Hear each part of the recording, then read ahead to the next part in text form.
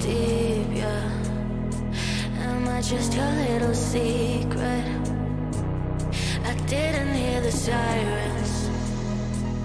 I didn't wanna see the warning signs, and now I pay the price, yeah. Oh, I should've known.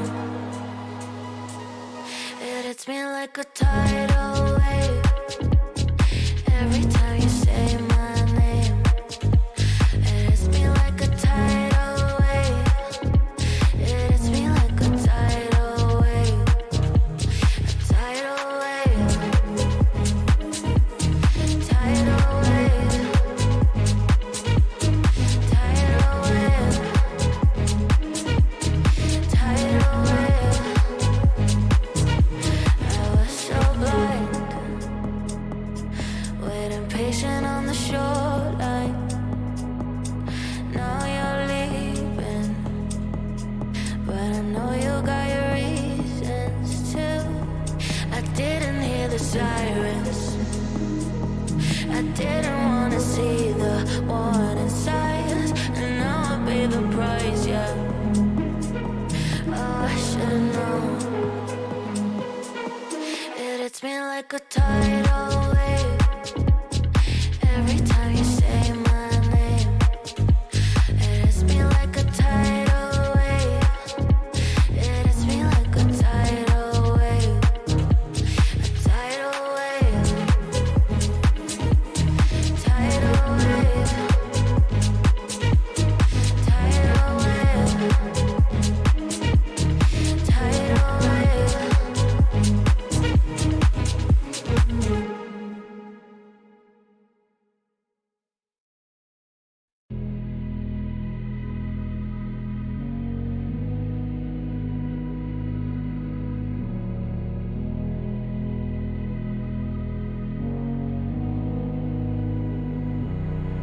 I can't sleep, yeah. Only miss you when I'm breathing in too deep, yeah. Am I just your little secret? I didn't hear the sirens. I didn't wanna see the warning signs, and now I pay the price, yeah. Oh, I should've known.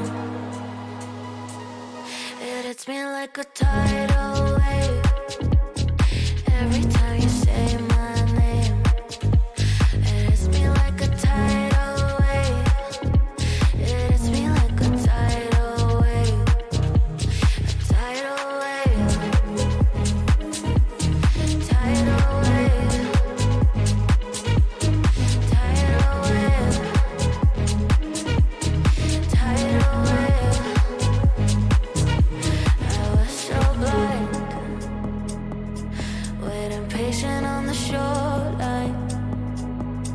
Now you're leaving, but I know you got your reasons too. I didn't hear the sirens. I didn't wanna see the warning signs, and now I pay the price, yeah. Oh, I should've known. It hits me like a tidal wave every time you say my name. It hits me like a tidal wave. It hits me like a tidal wave. A tidal wave. Tidal wave. Tidal wave. Tidal wave.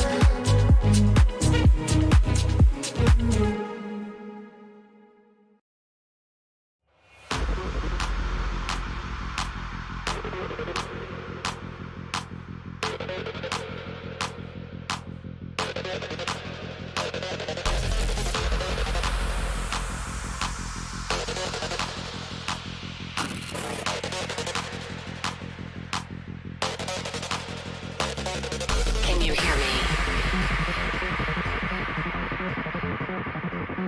We could be legend. I have nothing to lose. Nothing can stop me. I'm all the way up. Wake up. I know what's real. This Hardwired.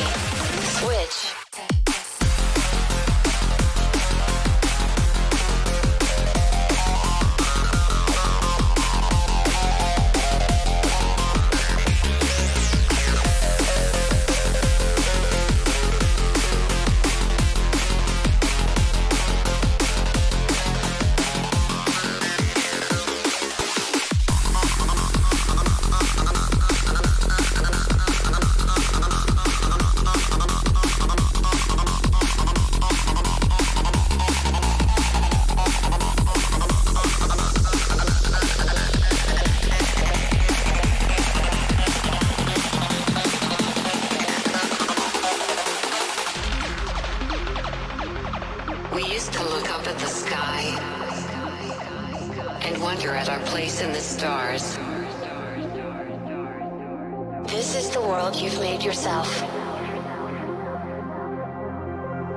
Now you have to live in it. The end is in our sights. The future is already here. No matter how hard we tried, we are doomed. Say your goodbyes.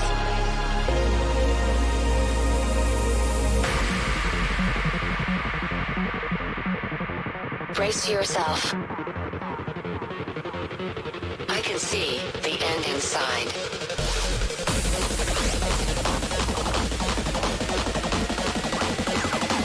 Three, two, one. Hardwired.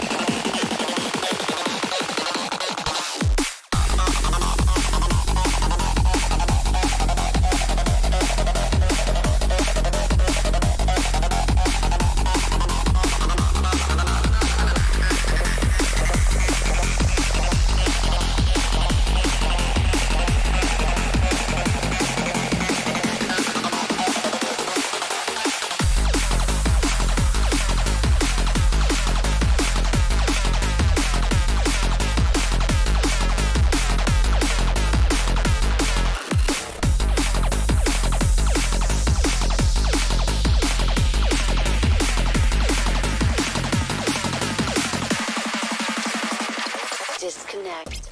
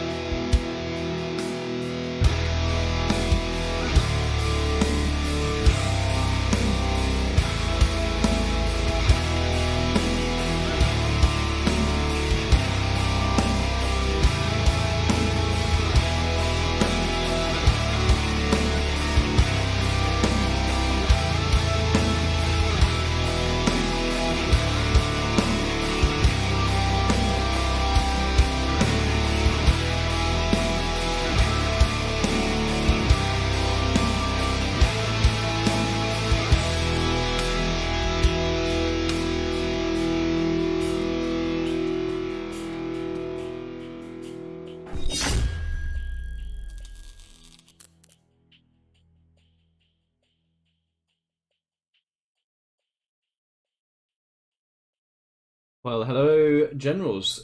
Good evening, good afternoon, potentially good morning for some of the American viewers. Welcome to the second semi-final of the $4,050 Twilight Flame 50k format tournament hosted by myself, Oxygen, and LK. We are going to be starting the matches in the next 10 to 15 minutes, but what this is going to allow me to do is, one, keep an eye on how the poll's going. So far, Team Mamo are looking like favourites, but also to show you how the teams have got to where we are at right now. So the first thing we're going to do is have a little look at the topic to see what's to play for here, and we'll have a look at the bracket as well. Okay, so this is the original topic. The tournament's been going on for a good 2 and a bit months now. We had, as a lot of you guys know, best part of 200 sign-ups, which were then divided into 2 different tournaments. This is the top 96 tournament with a whopping prize pool of $4,050. The 50 is to make it a nice number divisible by 3, and there is the prize pool. So amazingly, what this set is worth for the teams here is $1,200 minimum prize guaranteed. So whoever wins this second semi-final today will guarantee themselves $1,200 between them, with the chance to become the champions and double the prize money for a whopping $2,400. Pretty sure this is the biggest tournament team-wise in 0 Hour history. It's certainly the biggest Twilight Flame tournament in 0 Hour history, and probably the biggest team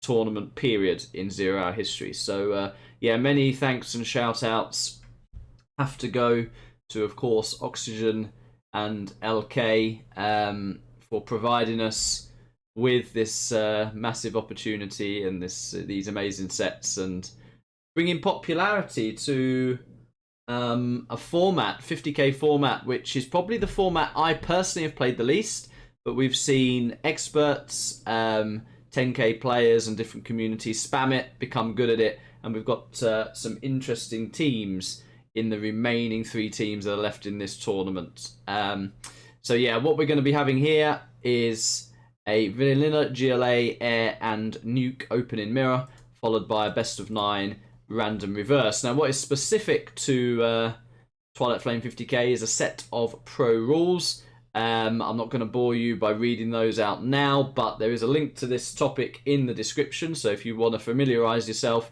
with those rules, feel free to check that out. So let's now actually just head over to the bracket so we can actually see the paths of the 2 teams here. So you can see some of the names and the lineups that we had at the start of this tournament. You know, quite a roster of team captains here, and a lot of surprises, I would suggest, along the way. I think when the teams were assembled by the spin the wheel format, I think on paper we saw a lot of teams with the potential to win. Some of those favourites are actually already knocked out. And yeah, we have a grand finalist who I think was a dark horse team that probably nobody predicted were going to go this far into the tournament. But we are focusing on this semi-final here. Let me just check I'm unmuted. Yes, I am. That would have been good. And it's Team Jazza against Team Mamo. Now, Team Jazza's path has been gradually improving, I would say. So Team Jazza narrowly beat Team Farco in the opening round, but again, this was a very strong team, so a lot of round 1s actually had some very good teams going out, as we've mentioned previously. They then went into round 2 and took out Team Gara, who I actually was very impressed with. This team had a brilliant perfect score in round 1, and I thought Gara was a very good captain to that team, but Team Jazza came through with a good result here. And there is probably the standout result for Team Jazza. In the quarterfinals, they absolutely whitewashed what was originally Team Sniper, who looked like a strong team, to be fair, Sniper went a little bit AWOL, and basically Simple came in after a little bit of inactivity, and maybe that contributed to this result. He wasn't familiar with his team, but still, we all know Simple is one of the best Twilight Flame players. So an amazing result for Team Jazza, and that's booked them this ticket for a standoff against Team Mamo. So we'll have a look at Team Mamo's route as well. So a convincing 4-0 against Team Mez in round 1. This, I think, here was a very impressive result. Team Real, I think, was a very good lineup, but Team Mamo 4-1'd those. And then in the quarterfinal, Team Zoms, which very convincingly, up until that round, had literally just 4-0 Team Tomstep and Team Vivid, actually lost that 4-2. So does that put Team Mamo favourites here? You guys are suggesting that to be the case based on the poll, but who are the favourites overall? Because Team Boring performed absolutely fantastically in the other semi-final. So if you've not seen that, I suggest you go and check that stream out. It's not too long of a stream, but it's on this channel, and you're going to see some very good plays from Team Boring in that. So yeah, that is the situation. That is the bracket, and we're now going to find out who's going to book themselves a ticket to the grand final. Now remember, whoever loses this semi-final will go into the bronze placed playoff, and yeah, whoever gets third place gets a very respectable $450 prize. So it's definitely not the end of the road. If you go out to this semi-final, you've definitely got a lot to play for, whoever is going out in this semi. So let's get into the game, and let's also bring in our co-caster for the games this evening, which is going to be Mr. Marakar, and I'm going to be doing that via screen share for latency purposes. So Marakar very kindly hopping in to keep me company during this set. And let's give him a call now. Hello, hello. Hello, good evening. Oh, how you doing? Doing good, You good. How you sound very different, actually. Is that your new setup? No, it's not. It's the same headset. It's just me we're putting on a show for a little bit of Oh, voice. okay, nice. Okay, like it. Uh, Yeah, I actually double checked who I called then, because as I wasn't sure if I had done a boo boo, but very nice. So I've just had a little look at the bracket. Gonna share my screen now. I have had my game open. Hopefully it doesn't crash. There we go. yeah. Nice. And yeah, I'm gonna be a little bit early into the admin. Nice. Sahel's nice and punctual. Actually, the Nice. players are arriving. Very nice. I figured may as well be early, because the nature of Twilight Flame, it's very easy sometimes for there to be delays in between the games. Hopefully, touch wood, no mismatches or any contentious situations, but yeah, it doesn't hurt to be early. That's for sure. Yeah, we just gotta wait till the 1 hour mark for game 1, you know? Oh dear. So, what's your thoughts on this semi-final? I think throughout the tournament there's been some twists and turns, some unexpected teams going quite deep. For me, and it's a compliment to them for how well they've done. I didn't expect Team Boring to look so good and make the final. How did you see this tournament panning out? I mean, I think a lot of people kind of were mentioning this very early on, especially, but I think and like you kind of touched upon it as well when you were looking at the brackets in terms of looking at the team captain names and seeing the big names pop up. Yeah. I think it really does come down to just the combined skill level more than the highest skill level in a team. So I think what we saw as a flaw in a lot of teams in the earlier rounds was that they just didn't have maybe the team synergy, maybe they didn't have the level of team play in maybe their in whoever players, whether that be the main pot 1 or the pot 2 or 3. Yeah, Like you need that sort of combined effort rather than just one man hauling all of the load essentially. and you've actually touched on a very good point there, which I forgot to mention, that during the formation of the teams, players were divided into 3 different pots. Now, this was an unprecedented seeding because we'd never, I think, anybody had seeded so many players on this scale in this particular format. So there was bound to be a couple of teething problems of and how to say, dispute on if people were in the right pots or not. I think overall it wasn't a bad effort, to be fair. But what we have seen is those teams with the stronger pot 2s and pot 3s seem to be the teams that have gone deeper in this tournament. So as you say, it's not just been on the team captain's level, it's been more of the sum of the parts, really. Mm. Yeah. I think as well a big part of it too is that um this is like my own personal observation. This is a little bit on the controversial side of it, but I think it's a valid opinion, which is that I feel as though there are a lot of 50K players and 10K players in the format who are like playing this, and a lot of the 10K players are playing this mostly for the first time, but a lot of the so there's like I'd say maybe 10 or 20 50K players who I think are like pretty damn good. Mm-hmm. And then it spirals in all kinds of different directions in terms of like variance, in terms of, oh, this player is good, but only in this position or only in this role.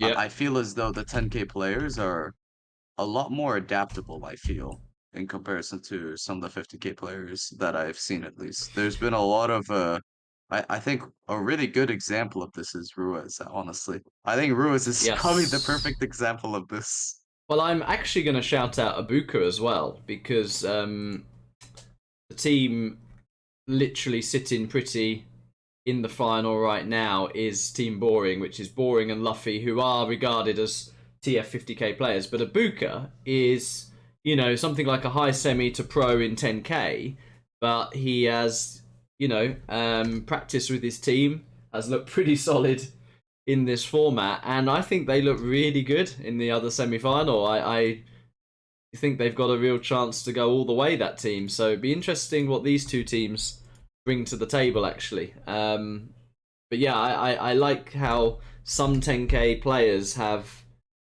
shown an improvement curve, which is probably bigger than those who are already adept in this format because they know the builds and stuff, etc., etc. Yeah. We've also seen some like free-for-all people who play free-for-alls show up pretty well in this as well. Like Dark9 and Dr. Goldfish had a pretty good run. Call Me Sam did very well as well.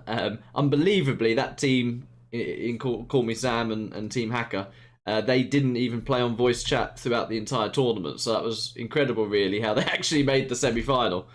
So yeah, interesting stuff, really, one way or another. Yeah, the fact that that team made it to the semifinal without using voice chat is kind of insane in its own right. Yeah, well, Zoms has actually mentioned a interesting point within the chat there. And again, this is luck of the draw a bit on what teams get formulated from the spin the wheel.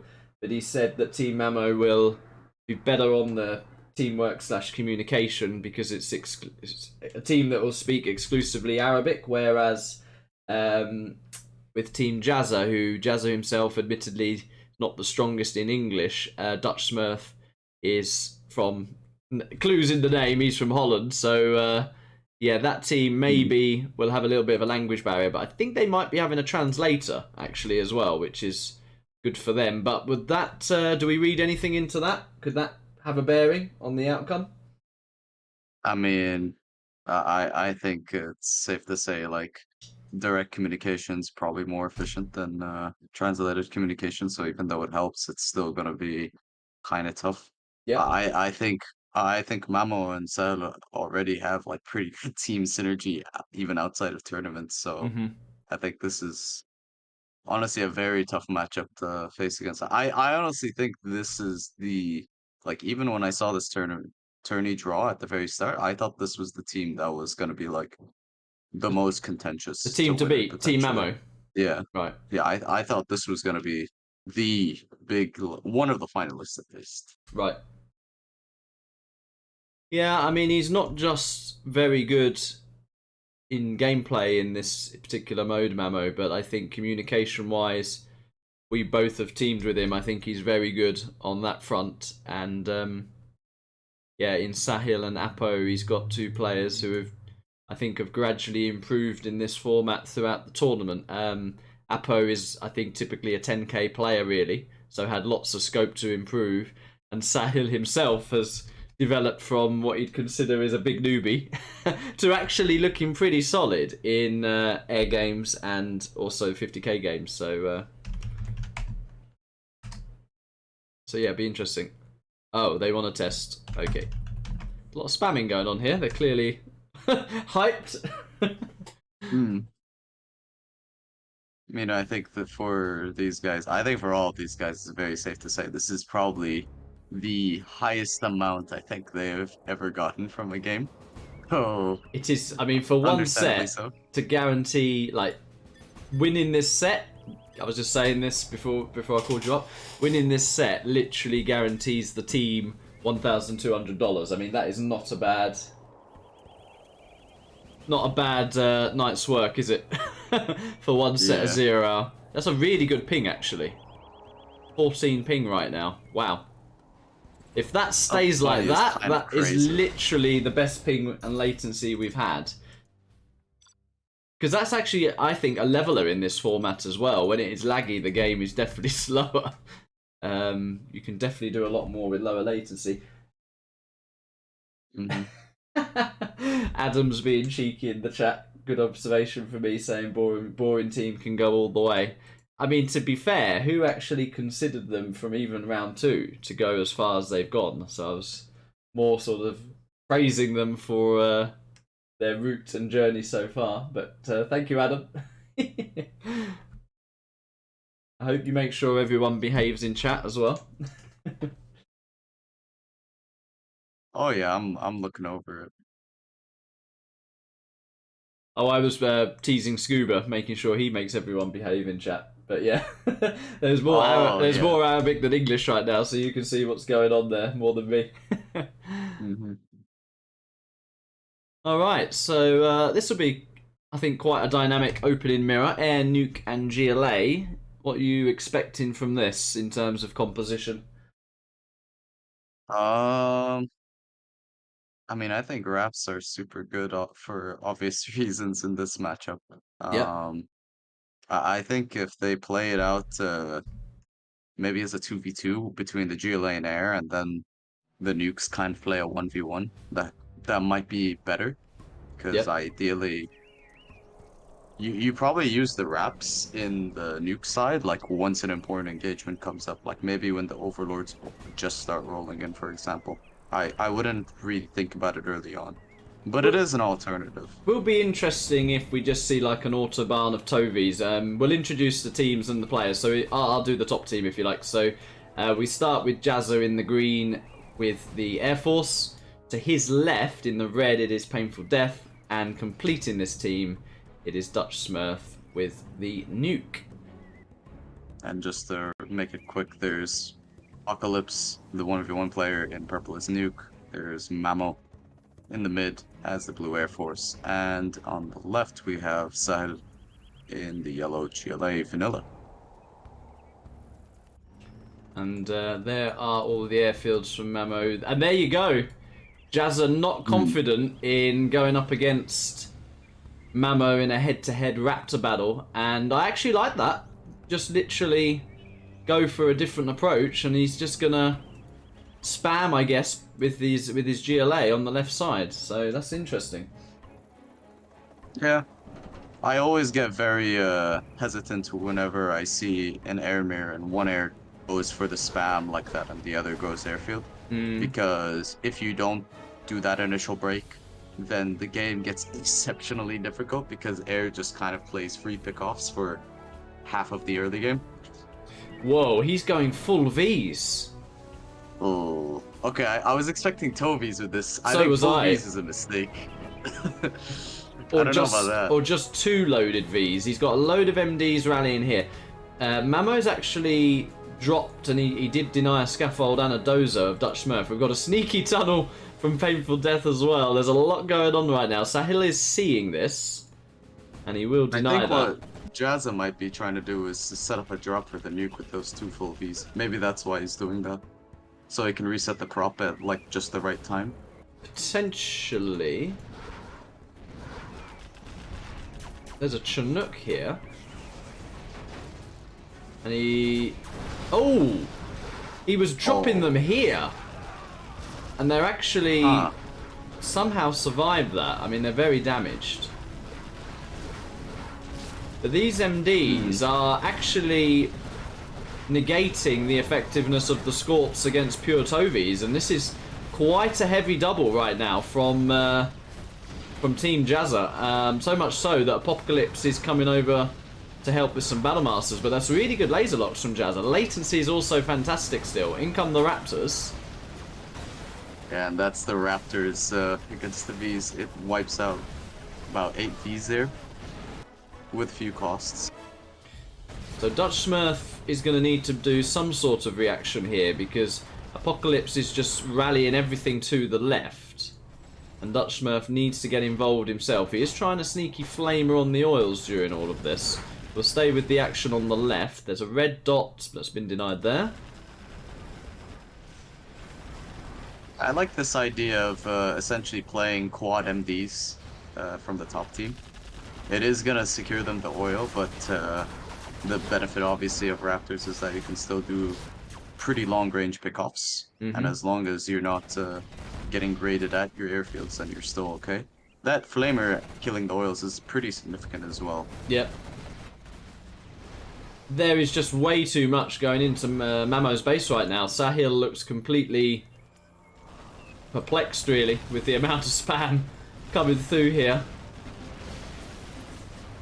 Yeah, I think the MD approach initially kind of cleared up most of Sahel's army, so it's ended up causing major issues for the bottom team. It was a nice little switch up, because typically when you see the Tovies, you think, oh, I'll just spam Scorps. That'll do pretty well against quads and Tovies, but that blob of MDs just totally wrecked the Scorps, and all of a sudden, just having Raptors against all those quads and Tovies makes it a bit difficult. Mamo's losing all of his Raptors here. This is actually going to be a very quick game number 1. Remember, if a player quits, it's an auto loss. There is a rule where you have to stay in the game until your very last building. So hopefully the players are aware of all those rules. We've got to keep our eye on AOD as well throughout this. But I think this was a very nice MD push, especially. I don't think the Vs really had an impact from Jazza. I think it was just the sheer amount of missile defenders that were being pumped out from that double racks in the mid. Yeah, that kind of let them brute force. I mean, they absorbed some Raptor shots, and that was about it, really. Then the quads just owned with the MDs, yeah? Yeah, like, I still think, like, I still believe the airfield approach would have been better, because you can still do that same thing with airfield, but, like, this worked as well anyway, so it doesn't really matter. Well, quite a stomp in game number 1. I'm going to end the poll there, because I don't want any cheeky vote switching going on and to be influenced by game 1. So poll is ended. 69%, so actually 68% we're going for Team Mamo to win this set. And there's still a long way to go. It is a best of 9, but very good start from Team Jazza, gotta say. I do think it ultimately came down to losing all those Scorps to the MDs, because Sahel didn't have anything to fortify Mamo's main base. And then the units just streamlined in because he didn't have a like fortified army ready. Yeah, I actually might remind the players that because we don't want any auto losses for one player just quitting. So I'm just going to say polite reminder that you have to stay until last building unless GGing out for the team. Guess they understand that.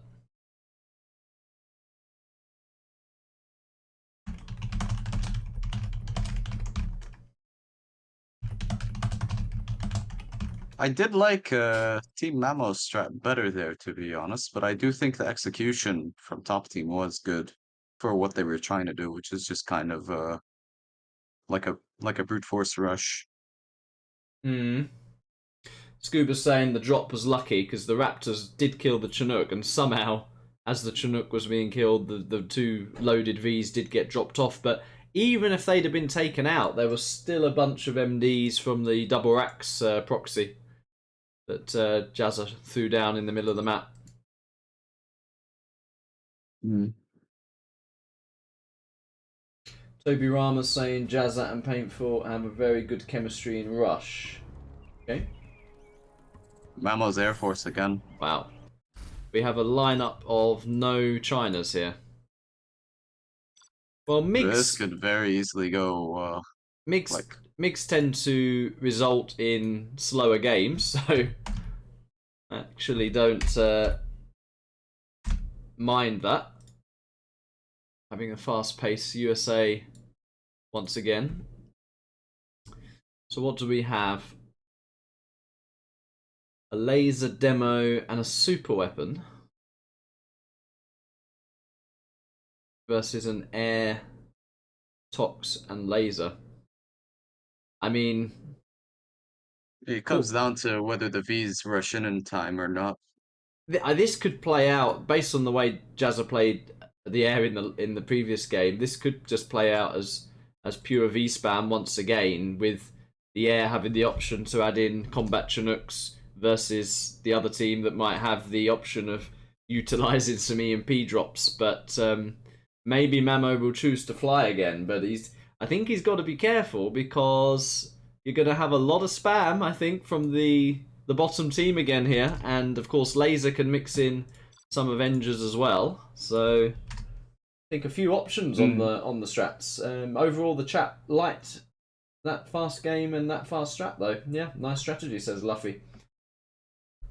Yeah. Yeah. I am a big fan still of the Raptor approach and games like this because I do think they're just so valuable no matter what happens in the game state. Like if the US is playing slow with Avengers, like they're doing a slower push, you can just hit the base or hit any area without those Avengers. Mm-hmm. If they're playing it fast, you just chip at the Vs bit by bit until you get the laser upgrade. So then that lets you one shot them. Yeah.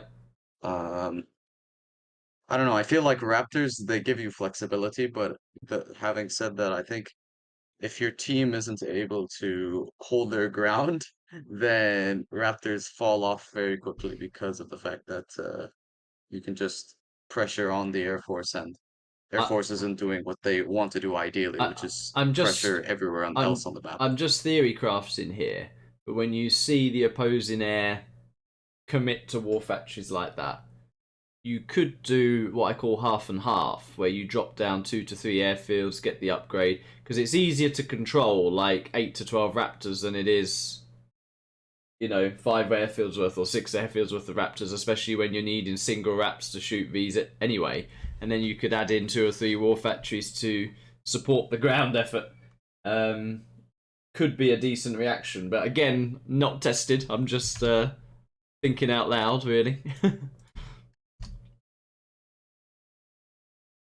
Yeah, I mean the half and half approach is like it's the jack of all trades approach really. Like it's just a matter of okay, like even if you're not doing too hot with the wraps in terms of like being able to get much done, at least you have some Vs.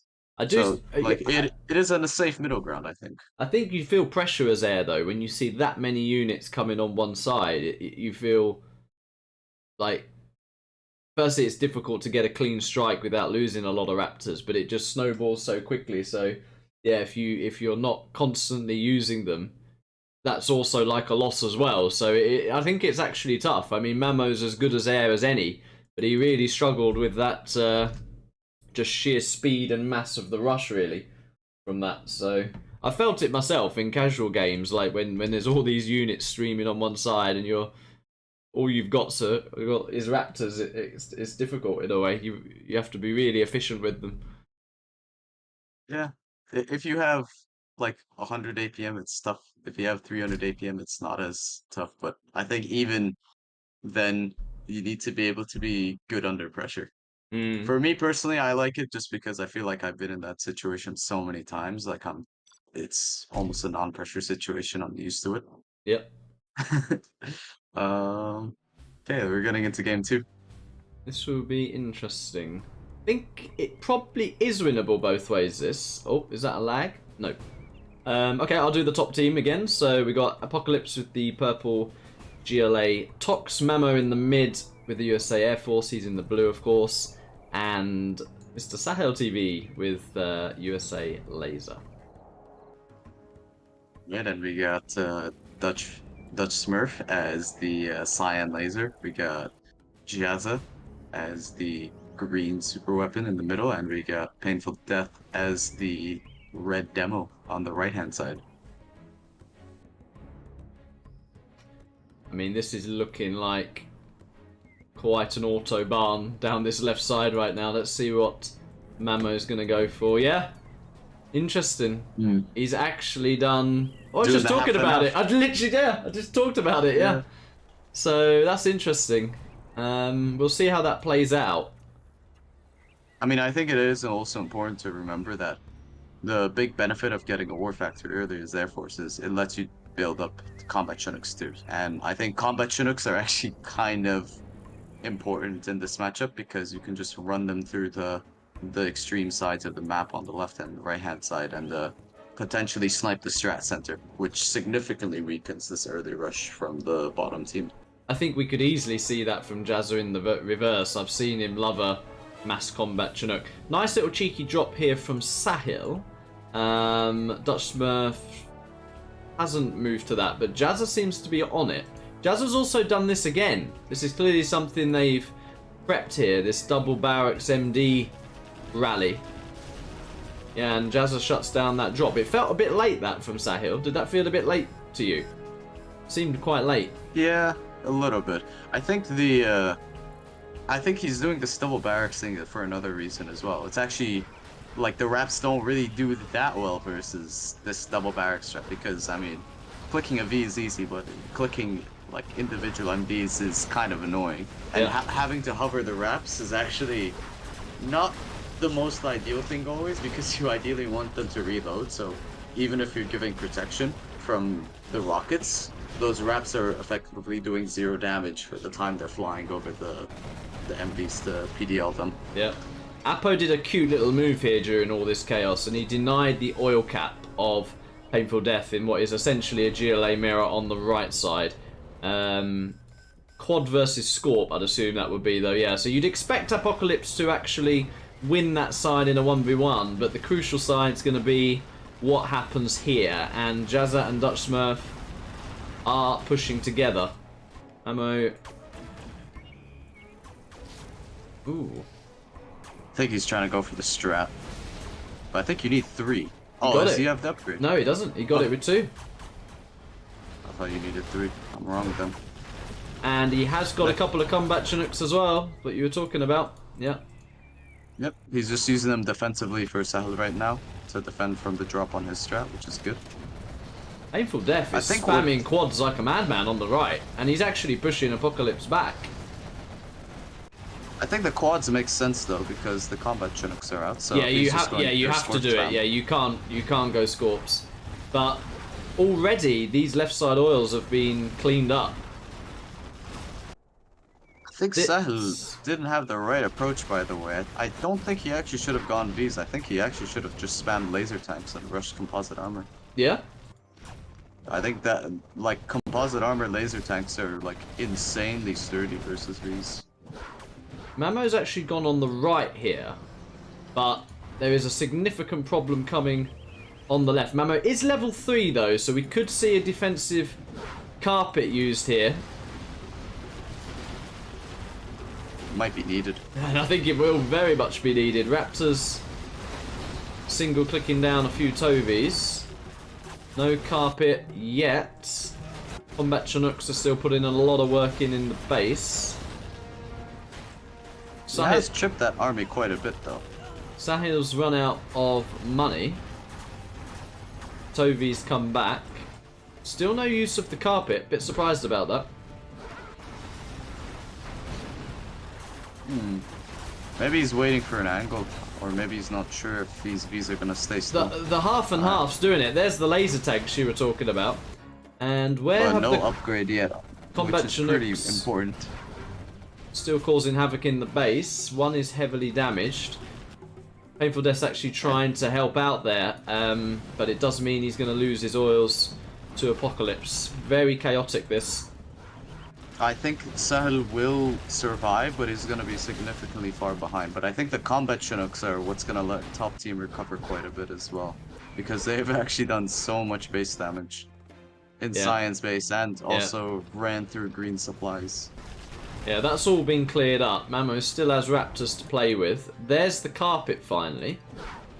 And it's actually going on the GLA with an A10. He wants to reset the palace. Oh, that might not kill because of that carpet turn, by the way. It's going to be very close.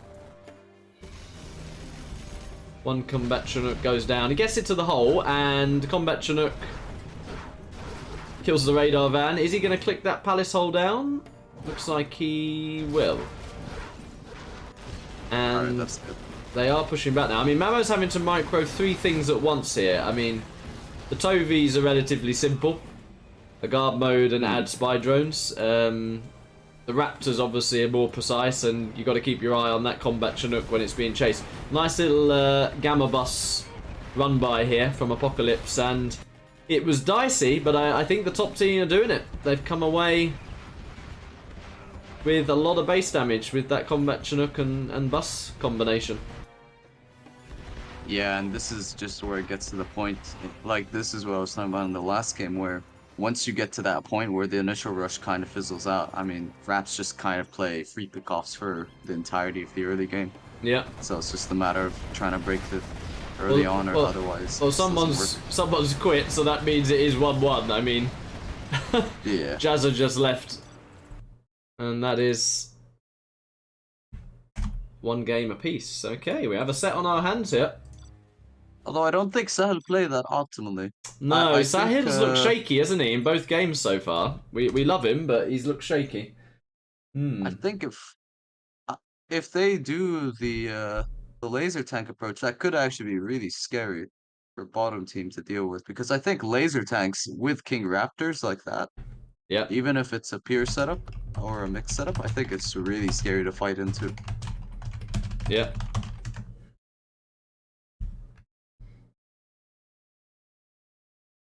Well, this is definitely not a gimme. I do think the South armies have a chance here. Do you, as Laser, add in more Avengers, though? The question, if you see the Air Force making a few raps, could have been something you do here. Jazza didn't overly utilise EMP drops either, did he? No. I think there was only... Wait, EMP drops? What do you mean? As in, the super weapon player could drop a couple of EMPs, you know, on one of the second supply expansions. Oh, right. Like, yeah. You know, he didn't even bother. You could do a couple on the Tox, for example, to give your GLA an advantage in that, or you could go to the second supply of air, maybe, just to annoy him there. Especially if you don't see Raptors. I mean, if you see ground from the air, I think EMPs could be interesting. Or you could even just drop an EMP on the oil and then rally with your 5 War Factory Autobahn behind it. 1 EMP is pretty annoying, actually. Takes how many Raptors to kill it? I think 4 or 5. Yeah. One of those. Yeah. If you micro it, I know you can it lock takes a 4 lot. for a firebase. You can also lock a lot of units down if you're microing that EMP as well. I'm just thinking... I think he didn't do it because he was dropping the mid with the MDs. That's probably why. Yeah. But I do think one way of winning versus Air Force is enabling your other sides to win versus their matchup. So if you don't have a good matchup directly into the Air Force, maybe you just focus on, for example, the Tox. Maybe you just 2v1 his side, and then because there's so much open field on the right-hand side, it becomes kind of tough for the Air Force to pick who to attack and where to attack. Yeah. What they were kind of doing that last game versus Sahel when they were doing the MDV spam. as well, with the Raxes in the front and just the sheer number of Vs coming in. There's a debate in chat. I'm just looking back as well. So I think someone said half doesn't work, and now Milad is saying Mamo just proved it did. I think as we saw, you got a micro, so there's a lot that can go wrong with it. But Mamo did pretty well there. He did a lot of damage with combat Chinooks, was efficient with the Raptors, and had enough ground blob really to absorb that massive push from the bottom team. So I think, I think it's actually pretty good personally. All right, so we have PainFuLLdeath with the GLA toxing now. He's in the red. Jazza maintaining his green color. He is with the USA Air Force. And finally, with Laser, Dutchsmurf. And we got Sahel in yellow as the USA Laser. We got Mamo in blue as the USA Super Weapon. And we have Apocalypse in purple as the GLA Demo.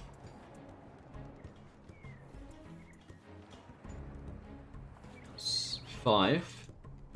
And that's 5. It's a very compact setup as well from Apocalypse's base. Yeah. I mean, sometimes the Tox can skip a war factory to get up to the buses and stuff, but they are sticking with the spam. It's 5, and it is... Oh, we did say it! You know what that is? That's 10 million combat Yeah, troops it coming. is. What do you call that? The bullshit build. Yeah, I call it the bullshit build. Oh dear. But there is a drone right over this, so the question is, what is the South team's reaction? Mamo tried a Ranger drop here, and that didn't achieve much at all, really. I actually think if Mamo gets a ton of EMPs around his base, I think he's fine. I actually think that build kind of struggles versus Super specifically. That's actually a very good idea, that. He's not doing it, but that is a very good idea. Sahel's... I don't know what Sahel's doing there. He's having a bit of a traffic jam there. I don't know what Sahel was doing there. Right, Mamo's actually going to the right side, which is actually what you suggested in a way, wasn't it? But look at this. Okay, Yeah, there are the, Avengers out. cavalry coming. There are Avengers out. It's laser Avengers too, so those Avengers are really spammable. You need to be very careful. Oh, he could be forced that army. Ooh, you can't engage into Tovies like that when they all fire at once either.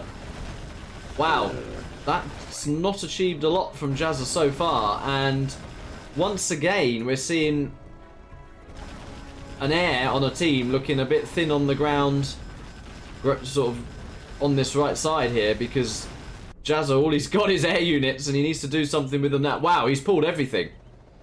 Yeah, this is like the all-in gimmick of the build. He has pulled absolutely everything. Wow.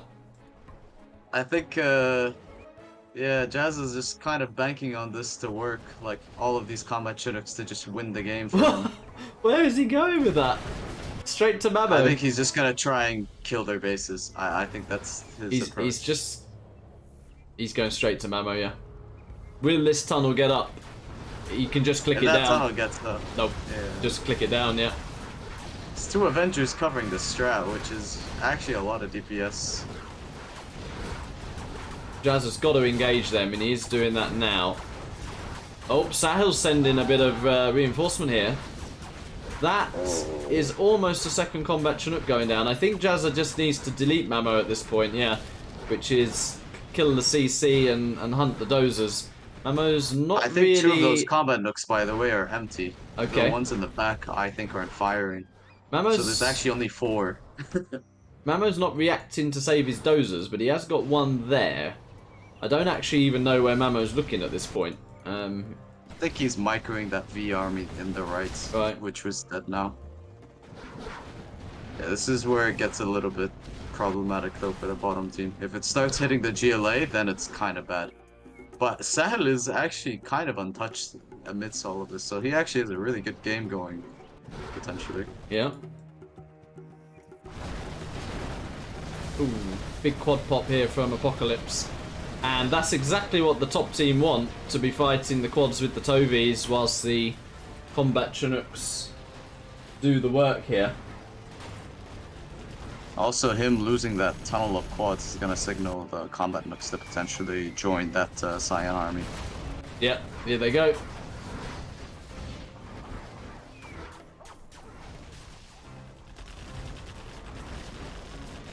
Chat's loving the Sahel driving, they're just catching up with it. Oh, big pop there. Could he actually get a couple? Does get a couple. Gets two, but now there's a new issue, which is that V-blob with the Scorps. Yeah. Yeah, the left side, in terms of the oils, there's a bit of a peace treaty here. Literally nothing happening. All the action either in Mamo's base or on the right side. I'm genuinely amazed how those left oils are alive, by the way. Given Air Force is 4-star too.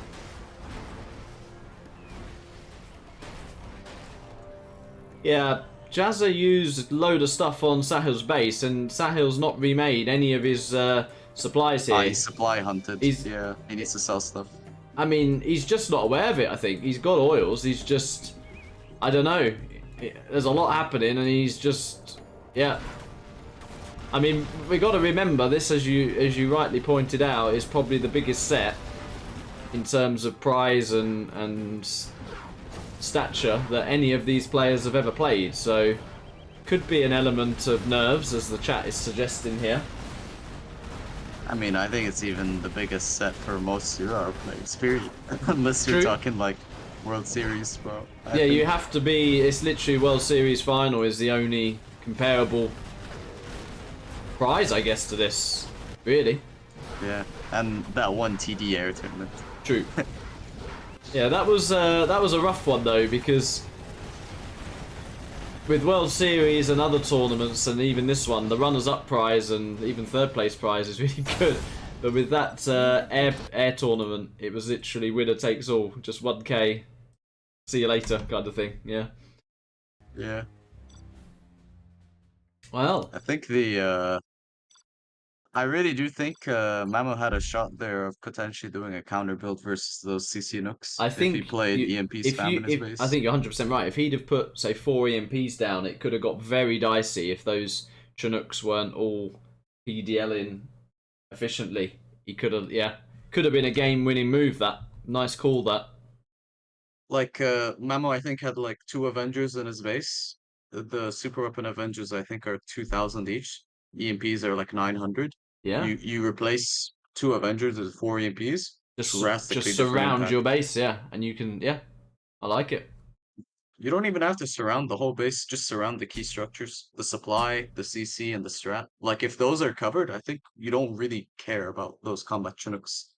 The only thing you care about at that point is whether they kill your allies. I mean, you take a risk, but you could even have put a few in a position where you didn't expect them, perhaps out of vision range, and tried to catch the Nooks flying into your base. I need to bray, says PainFuLLdeath. Oh, he means pray. Oh, yeah. Yeah, the only reason I'm giving like this kind of like hindsight 2020 analysis is just because like Mamo had the spy drone, so he knew what was coming. But like I think it wasn't a secret what was coming there. If you see like 7 barracks, 3 supplies, and war factory, I think you know what's gonna be coming your way. I totally agree. I just think they played it wrong in terms of yeah. how to adapt versus it. I mean, Mamo knows, I think, this format like the back of his hand, so he would know what was coming. But I think you're right. It's a reaction we don't often see, and I think it would have been a good reaction to do that to the combat Chinooks. I think they've already left. Sahel wants to see the army. Huh. Talk amongst yourselves for 10 minutes. Oh, I can do that. Toby Rama says Sahel looks nervous. Yeah, potentially.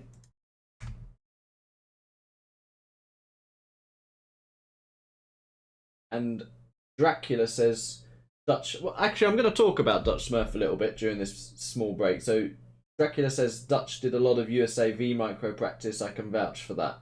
Well, I am going to compliment Dutchsmurf a bit because he trained from round 1 and has been training so hard for this. And I think he's another player that's got better throughout the tournament, and he's looked pretty solid there. Dracula's saying he's been working on his V micro, and yeah, in the end, that V blob was unbeatable with the Scorps. Yeah.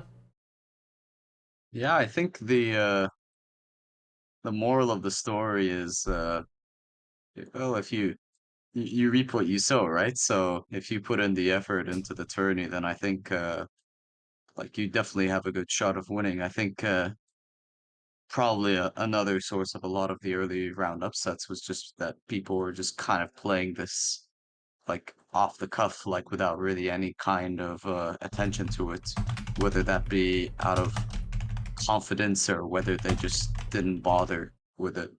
Yeah. I think it is the major factor to kind of at the very least know what you're getting yourself into if Oh you're yeah. playing into a tournament like this where there's a prize pool in the 4 digits. Mm. Yeah. I mean, I think definitely when we look at the semi-finalist teams, I think all of them have put effort in. I know Sahel, we've seen it. Sahel, Appo, and Mamo have practiced a bit. Dutchsmurf, as I say, has put a lot of effort in. Team Boring, I just think are looking great. They to me now seem like the team to beat, really, with how they played in that semi-final. Looked really clean, really one-sided in that one. So yeah, it'll be interesting. Hello, Oxygen in the chat, who's given an interesting little emote there. I think it's called with a super chat. Appreciate that. That is one of our 2 tournament sponsors there, so we'll have some Oxygen +++ in the chat. I'll do that myself as well. The tourney practice thing as well, by the way, is kind of an interesting point because I remember this is like a bit off topic, but I remember in the past it was almost like kind of taboo to really talk about like practicing for like a tourney. Like it almost was like a frowned upon thing, you know? it was a point for you to be ridiculed for. Yeah. Yeah, like people would wear it as like a badge of honor if they were inactive. Hello, scuba. But like it's one of those things where like I never really understood that. Like I mean, you don't go to like the football field and like get owned like 4-0 or something on the field and say, "Well, you play football like way more than me." It's I've like not, we I've don't not, care. We won. I've not trained this week. Yeah, so Like oh, we don't care. Like you lost. Yeah, but equally, a lot of the players that's coming from, the irony is they are actually prepping themselves, probably more than the people they're losing to as well. So But I I don't think know. the general discourse when it comes, like the public discourse at least, when it comes to like training and like, I don't know, prepping for tourney or I don't even know what you call it. Like, I guess tourney prep is probably the most general term you can think of. I think it's a lot more like acceptable to think of like, okay, like it's not like a bad thing if you're like preparing for a tournament, you know? Like it's not. I feel like there wasn't something taboo to begin with personally, but I think we both understand like it's not as frowned upon for some reason from the public or seen as like a It, negative point. I think it's something which has made it less of a negative is that guy Rekcha, I'm not sure how you pronounce it. Oh, Who, Recta, yeah. who posted like the stats, because a lot of where these comments of inactivity were coming from were for players that were actually active, and so when those stats were posted, it was a bit like, oh, yeah. It was basically a self-report for a lot of people. Oh dear. Milan's saying that Jazza team has committed more to this tournament than any. They deserve to win. Okay. I mean, you guys would know I in the think chat. he's right, by the way. Yeah, yeah. I have seen Jazza play a lot of TF in prep for And this. and Like, Dracula's been practicing for 4 to 5 months as well, according to Dracula. Yeah. yeah. And honestly, like fair play to them. I think it makes perfect sense when there's a prize pool this big. Yeah, why wouldn't you? Like, oh, let's meet up and have a few practice sessions and see how you go. I mean, most of the issue is logistics. To be fair, if I take us back to the air tournament where I was with Tenso and Jimmy, and I'm trying to think now. I think we met up 2 or 3 times where we got for fun game practice in throughout the entire tournament. But one thing we did do before each sort of round was have like a little discussion half an hour before about what we were going to do. And I think it's a small thing like that, but it goes a long way. I mean, it was just hard for us all to coordinate, but in terms of actual prep, there wasn't a lot there. But I just think a little bit goes a long way, because if you've got a pot 3 player who's never played this format and you just sort of say to him, whatever, see you in the set, I mean, he's going to be nervous and he's not going to know what he's doing, is he? Unless he's a 50k player. So just giving him a build or saying, watch this replay and this is what we're doing, I think can make a big difference. That does make a big difference. Yeah. In terms of the team synergy and like sort of team trust skills, I think it is also pretty important. It is quite a good thing to do. That was actually something I did in this tournament as well. Even like I could say from experience, it actually served to be like kind of helpful as well. Even though we lost, I think it was a good thing to do. Yep. Well, I think that that hurt the big size team, for example. The big size team on paper, I think, looked decent. You know, this is a format that ought to suit anti-pro, and he's a 10k player with scope to improve in this format if he gets the build orders down. Itachi is a 50k player, and size is size. He loves a bit of TF, but they literally rocked up and and got caught cold, really. Tizzy's saying, here's an idea for you. Tizzy's saying OOE versus the actual tournament winners of this challenge after the tournament. I saw that, yeah. I was waiting for you to read that. I'm actually down for that. I'm down for that. Yeah. And I'm wondering if Oxygen and LK are up for that as well. It could be fun. Sam's saying Scuba isn't even Rusty's top 7 in Clan War. I please, you know, I'm not shading on Scuba. I like to see him a bit active. I actually, when I was doing some write-ups of the players, I've liked how Scuba's got involved with the 50k scene a bit and played a bit. He's enjoyed the games and he's become a bit more active. He's a dinosaur expert like myself. Been nice to see. Yeah, I'm honestly a fan of Scoop as well. But I mean, this goes for like anyone, I think, in general. But like, I think there are certain points where you need to like hold the brakes when it comes to what is said. Hold the line. Yeah, hold the line. That's a good way of putting it. You need to hold the line sometimes when it comes to certain things to say. But I think in terms of actual play, I think Scuba is like good. Yep. Can get rough if he gets tilted, but I think he does play good. I think this format it suited him as well. I mean, again, has to learn the builds a little bit, but generally has good game sense. So, yeah, you learn the builds. It's not so much up close and personal on small micro moments, and he can hold his own in this. Sure. Yeah, I mean, if we look at the sort of format, you have sort of a strategy-focused format, which I think that is one of Scuba's strong points, by the way, is his ability to come up with strats and like actually play around strats.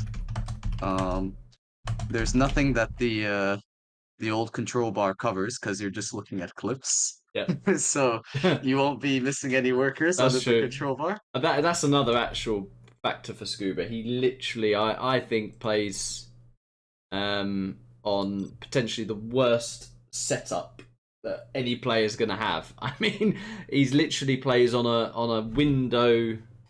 How to describe it? It's not even full screen. His 0 hour. It's like a window on his windows. Oh, windowed mode. Yeah, and he's often like on the sofa or something. So yeah. put a I think heart. the only person who rivals that might be Nike. Because I think that's the only person I can think of with the old control baller as well. Yeah. Like the default one. I'm just going to read Lucas's tribute out because I think that sums it up very nicely, really. He says, "Thank you to Oxygen and LK for generously sponsoring this tournament. Their support has injected a new level of excitement and action into the game, making this tournament an unforgettable experience." Very nice, that. Nice tribute. Oxygen himself's in the chat saying thank you to that. I just thought that was a very nice tribute, so yeah, reading that one out. Yep. To be fair, I don't think 50K would get as much attention if it weren't for like this insane like extravaganza tournament. Look what it's done to for some streamers as well. I mean, Sahel's channel has grown immensely. We've had a chap called A Rider whose channel's I don't know if I'm pronouncing that correctly. Oh, Elrida, that's yeah. the one. Yeah, who's also I think grown a lot through this, and channels got bigger, and others as well. I mean, I'm not even naming them all, and I can't name them all because I wouldn't know how to pronounce them. But yeah, we've had a lot more from that, so very nice. Okay, they're all back. Oh, sweet. We can get back into it. So... There's no spot. Oh, they're gonna want that. Yeah. So I think they're keeping the spots the same between like the player positions as well. No shifts. That's interesting. But in the opening mirror, Jazza and PainFuL were on the left side basically together, and now in the random reverse, they've put PainFuL on the right solo. Interesting. No GLA, by the way. Wow.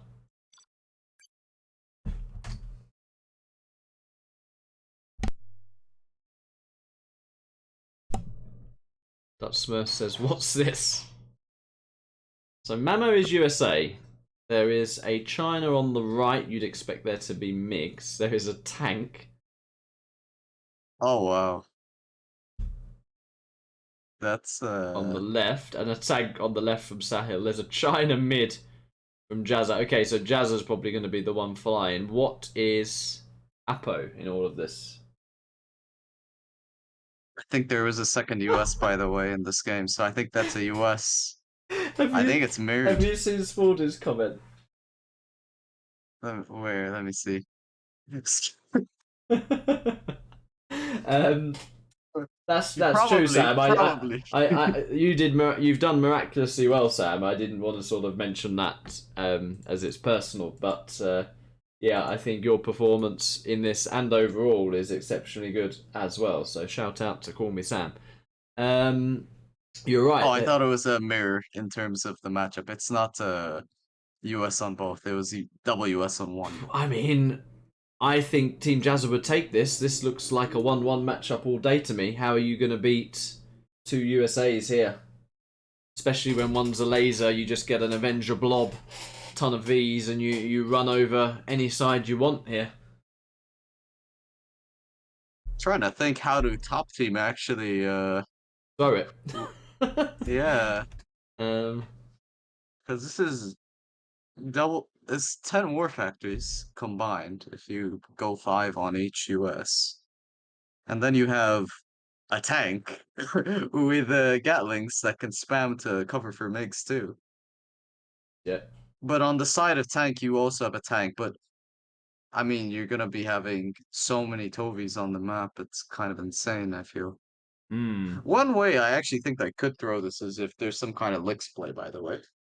That is one way they could actually lose this. True, but you would expect them to see it coming. They got enough drones and scans going on. Oh, I did pronounce it correct, apparently. A Rider. Oh. In the chat, yep. A Rider? Oh. Okay.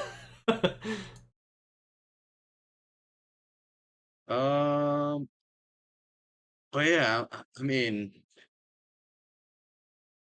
if you're bottom team, I almost think it's essential to almost get 2 sets of MiGs, by the way. Like, I think one guy needs to fully commit to MiGs, and the other needs to play that half and half, potentially. I still don't know how you win as the bottom team, because even if it goes to a late game, you're screwed. But how do you rush against these armies? I mean, tough. I mean, the only way you really hold is you need like this really weird sequence, I think, to happen of pushing into their base somehow, whether that be with the ground army or more probably Lixes, and then defending with like a general promotion.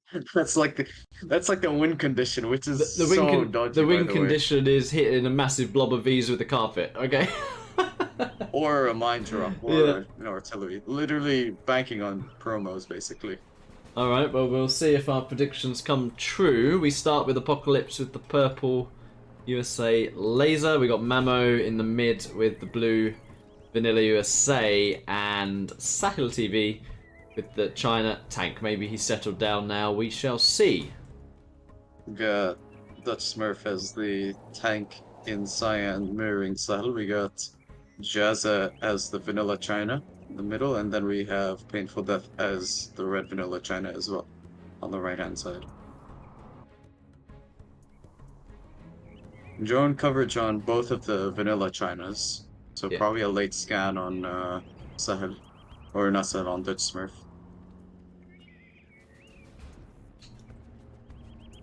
Yeah, I'm just trying to look what we've got here. Bit of everything, really. Yeah, anchovies and olives and all the pizza toppings.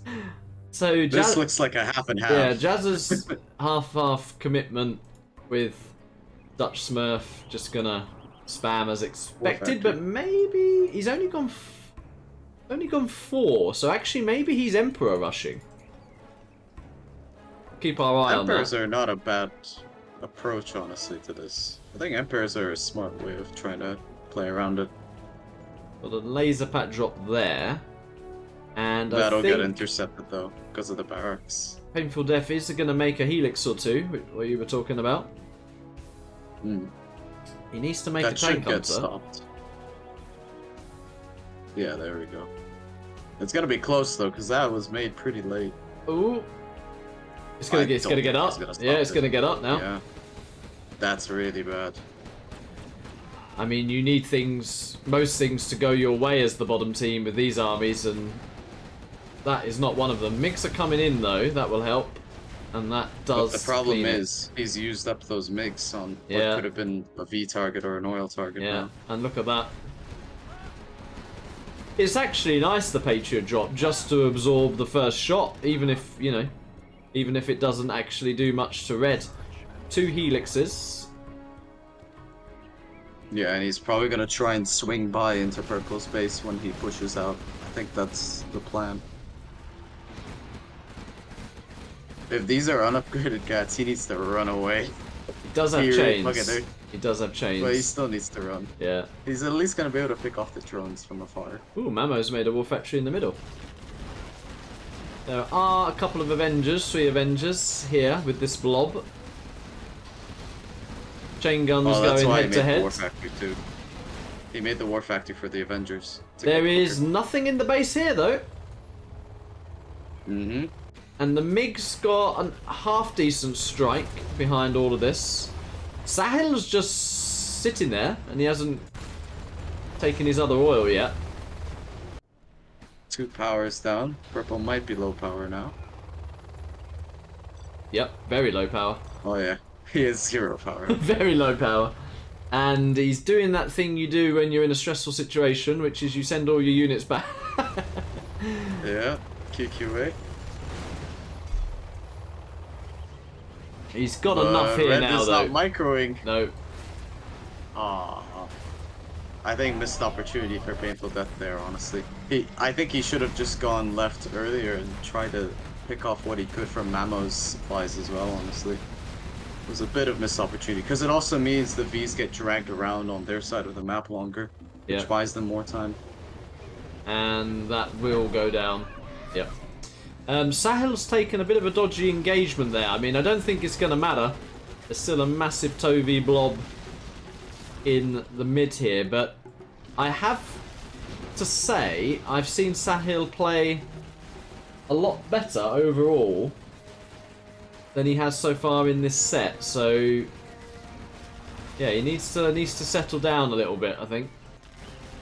Oh, the Cyan army is actually a little bit of a problem for the Vs, because I think alone this is kind of easy, but you have to remember there's MiGs too in the equation.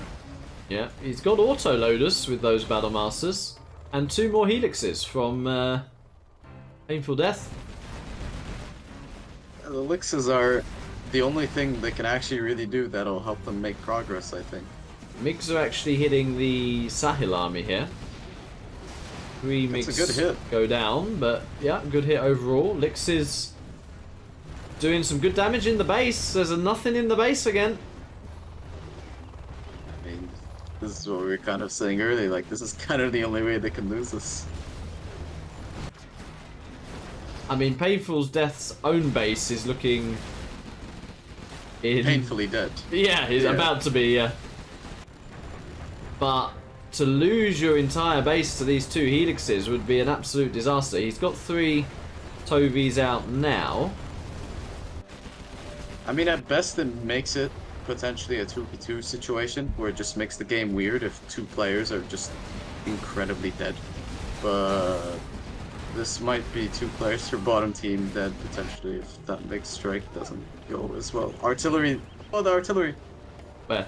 Where's that heading? The Oh! green one. Was that the mix that killed that many Vs? Yeah, you were hovering over it with the camera. Oh, okay, I was looking at the minimap as well. Wow. Yeah, he lost like 20 Vs there, but I don't think that matters as much as the amount of MiGs that died for that, because I think it's easy to replenish the Vs when you're on the Oils, I guess. the but, aggressive side, because yeah. of the oils too. But what I was thinking about was what you said before about a general power deleting the army. And they were all pretty lined up at one point. Carpet. There's the carpet. He's missed. On the oil. Has he? Okay, no, he hasn't. He's damaged. I was going to say, I thought it looked like he missed that oil for a second. That's gonna kill 1 guaranteed, maybe even 2. Yeah. There you go. And these oils have also been killed from this A10. So the only player with oils right now is Sahel. There's a mine drop there. And It's 2K a minute for the oils. the auto-loader Battlemaster spam seems to have done a bit more than the Emperor spam. Dutchsmurf with some smack talk there.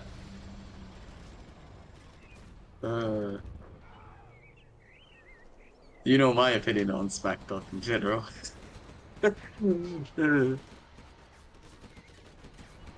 Let's see. Scuba says he's been spammed that we're chatting about him. It was only good things, and only funny things about your setups, Adam, so you've not missed anything.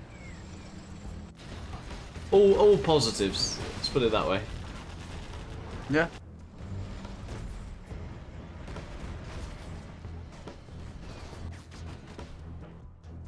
Well, Appo's base, I mean, there's no secondary eco. Mamo's started a little bit of secondary eco.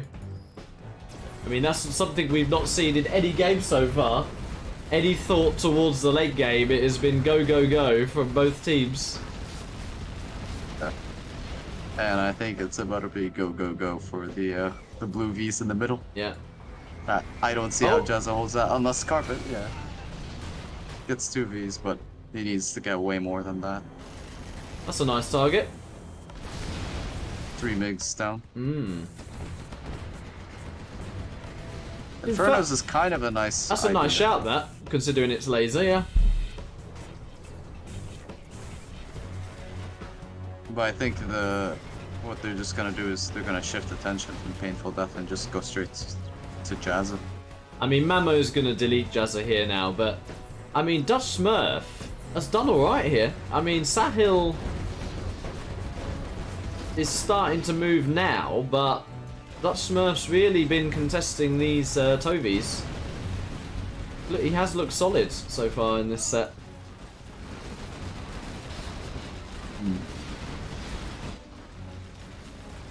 Yeah, this is gonna make Jazza kind of irrelevant from the game for the time being, though, losing this much base. So not much to chip at this tank army from, or the Vs. Dutchsmurf's actually level 5. Mamo's about to get there. Have we seen an EMP? That looks like it might be there on this Sahel army. Oh dear, Sahel. Ooh, he's moving it. I mean, I think this is the wrong focus for Dutchsmurf, to be fair as well. I mean, yeah, he's gonna be like fighting off Sahel in this 1v1, but I think the bigger issue is the V's on their side of the map. Oh, Dutchsmurf carpeting this position. Mm. The empty internet center is gonna get smacked down instantly. He's gonna get 2Vs maybe? Not enough. Yeah, he got Not 2Vs. Yeah, like, if anything, this is a like worse engagement, by the way, for Dutchsmurf, by the way, even if he wins this, because this is just gonna weaken this army for the Vs later. Because the Vs can't approach like a sturdy Battlemaster army, but a smaller Battlemaster army, I mean, the Vs can probably manage around that. A Vet 3 Emperor is actually winning the fight for Sahel. But not gonna matter. Jazza GG's. PainFuLLdeath GG's. And... Ooh, Dutchsmurf with a no GG there. I think he's quite... I think it is just a... Yeah. I think it is just such a 1-on-1 matchup, though. Like, this specific matchup. What were you gonna say about the no GG? I think Dutchsmurf is just really hyped for this. He's, you know, he threw a bit of shade on all chat. I think he's just very up for it. Yeah, I mean, it's one of those, if you lose with these bad armies, or lose against these bad armies, rather, it's actually quite defining for the set, because I think you can get so tilted when you potentially lose and you have such better armies that, yeah, it can affect you in future games. But that's also the effect of having the what is it, essentially the decider at the very beginning of the set rather than the end of the set. Yeah. Is that you have that 1-0 lead the whole time, and you're essentially playing like Russian roulette in terms of like the Yep. army luck, in terms of, do you get screwed over by a 1-1, or do you have an opportunity to equalize the set, or True, even I mean, take the initiative? That's the thing with Random Reverse. It's going to be the same for the World Series, but of course the decider will be the final game in the World Series. Mm-hmm. But yeah, I mean, sometimes with it the other way around, you don't even get, you know, some sets don't even get to the mirror, do they? They don't get to the decider. Yeah. Having the decider first, there is that element of prep, which we saw from Team Jazza. They looked very ready for what they were doing in that first game. Mm-hmm. Yeah, it reminds me of the I'm just gonna plug my own tournament as well. That's going on for a second. Yeah, go ahead. It reminds me of the Nation Cup as well. The 1v1 format, at least, because the 2v2 format's random reverse, same with the 3v3, but the 1v1 specifically, and this was requested when I was organizing this, was a fixed matchup thing. Okay. So obviously when you have matchups such as Tank Air, you can prepare for that in very creative ways. In if you catch my drift. Yeah. Um, and then obviously there's other matchups you can kind of do the same idea as well. And because there's also the element of army plus map together, you can prep for specific strats on specific maps as well. So it is something I think it's come up sometimes, like up for debate as to whether we should allow for imbalanced matchups in the World Series and other tournaments, because of the whole factor of like, oh, this is just a 1-1 matchup like 90% of the time, versus we should allow this because it's kind of for the spirit of the game. It's an interesting like area of discourse, to say the least. The thing is, and this has been shown in important rounds in previous World Series, that Vanilla China has beaten Air Force, for example, in different grand finals. No eco players have failed going no eco in important rounds as well, and I think that's what makes it exciting, because sometimes the tournament itself can affect how the matchups play out, for sure. Yeah.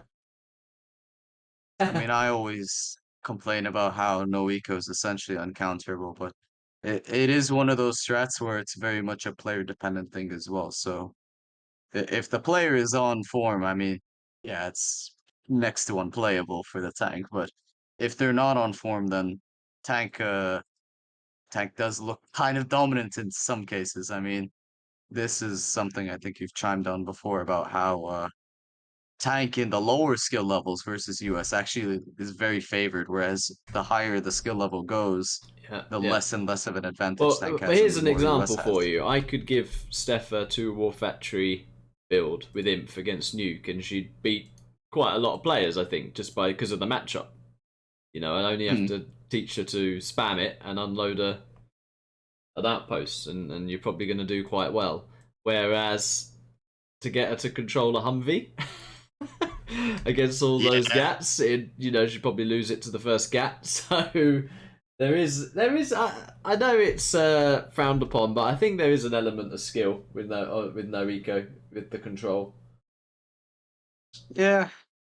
My personal gripe with it is the whole interaction aspect of it, because like you look at it, something like I don't know, like China Mirror, for example, and like I'm being a bit facetious because I'm picking a mirror, but I'm just focusing on like the dynamics at least. Yep. You look at something like that, you can think of like all the different kinds of unit interactions where it's like outpost versus gat opener, or outpost versus flamer opener, outpost versus It's outpost a opener, it's a diverse and like matchup that I know yeah, Domi said that there's like before, so that kind of every unit can get used in that matchup. Yeah. yeah, like all the permutations with the build orders, it makes for an interesting matchup. The issue I have with no eco personally is like it's essentially the same thing. You know it's coming.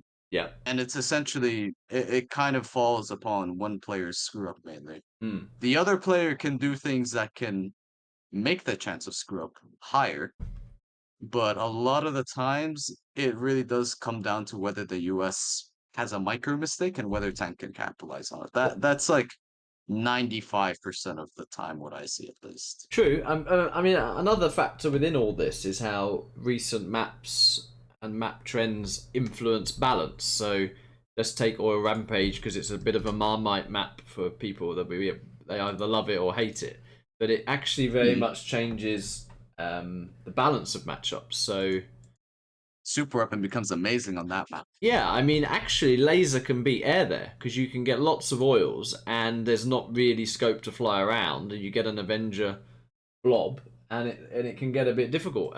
V China can beat stealth. You can get the oils fast, do a bit of an inferno push and stuff like that. So yeah, maps have I think an influence, and on some of the bigger maps, no eco is not viable because if you know eco, say a V China on or a Rampage, he's already got a ton of oils and he can just spam tank hunters and hold really. So yeah, I mean, I like the way the maps are going. Domi's bringing in some maps as well. I will have a moan. I do think the World Series map pool is very boring.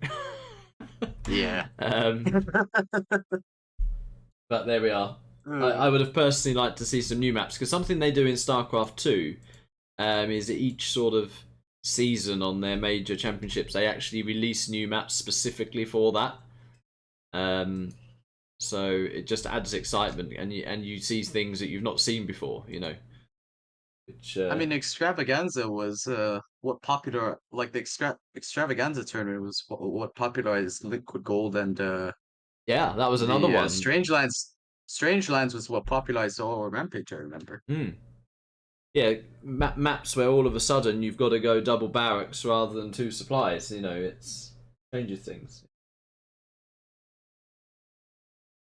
Yeah. I am a little sad that there's no Oil Rampage, but I mean there's enough oil maps for me to kind of satiate my hunger for a macro game as well. Mm-hmm. Yep. I mean, I like a mix. I mean, I'm not just saying put all big maps in, but I think a mix of big maps, small maps, a couple of meta maps, and a couple of either brand new / funky maps. Then it's interesting. But to me, this lineup of maps just looks like all the meta maps to me. We're not going to see too much new stuff, really. But there we go. Oh, I think I know why my mic quality is different. I think it's using my inbuilt laptop mic, not my headset mic. That's probably why. I did think you sounded different. Wait, let me test that real quick. Okay. How does it sound now? That sounds very different now, yeah. Okay, okay. Somehow You my sound like laptop you now. mic is Yeah. You sound like you yeah, now. my laptop mic literally sounds better than my headset mic. I'll swap back. Okay, I'm back to the laptop mic. Because people in the chat are saying like my low quality mic sounds better than my actual mic. Uh, Hello, Millard, in the chat as well. I saw you say hi earlier. Almood's wanting some wolf sounds. That was a clip, I think, of when like not during this tournament, but something else. Might have been a 1v1 challenge or something where Carpet hit a load of units or something, and I'm going like, ooh. So he loves a woo, Almood. Anyway, yeah, that's where that comes from. We got Mamo with the blue vanilla China. To his left, Sahel TV with China Tank, and a full house of China. Apocalypse with the purple vanilla China. We got PainFuLLdeath as the laser in red, Jazza as the green USA, and Dutchsmurf as the cyan tank. Spalding says the World Series match pool is awful. I agree, Spalding. Antipro said we had a chance to get involved earlier. To be honest, I purposely didn't comment on that because although we are senior staff, we're also players. So I didn't just want to be pushing certain maps. So there was a reason why I personally didn't get overly involved with that discussion. I'm probably leaking staff stuff here, which I shouldn't be doing, but that's my Same thoughts. with me as well, by the way. Yeah.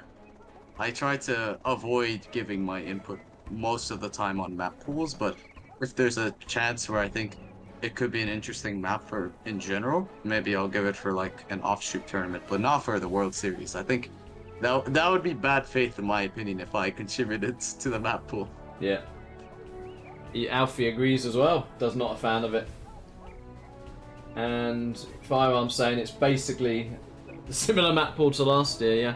I mean, there's a reason why the certain maps are active. If you put a map in the World Series which is like a brand new map, suddenly have a look at your data and that'll be a most played map. I mean, to me that's obvious. Is that not is that not obvious that maps that have been spammed for World Series become pretty popular maps? But there we go. Yeah.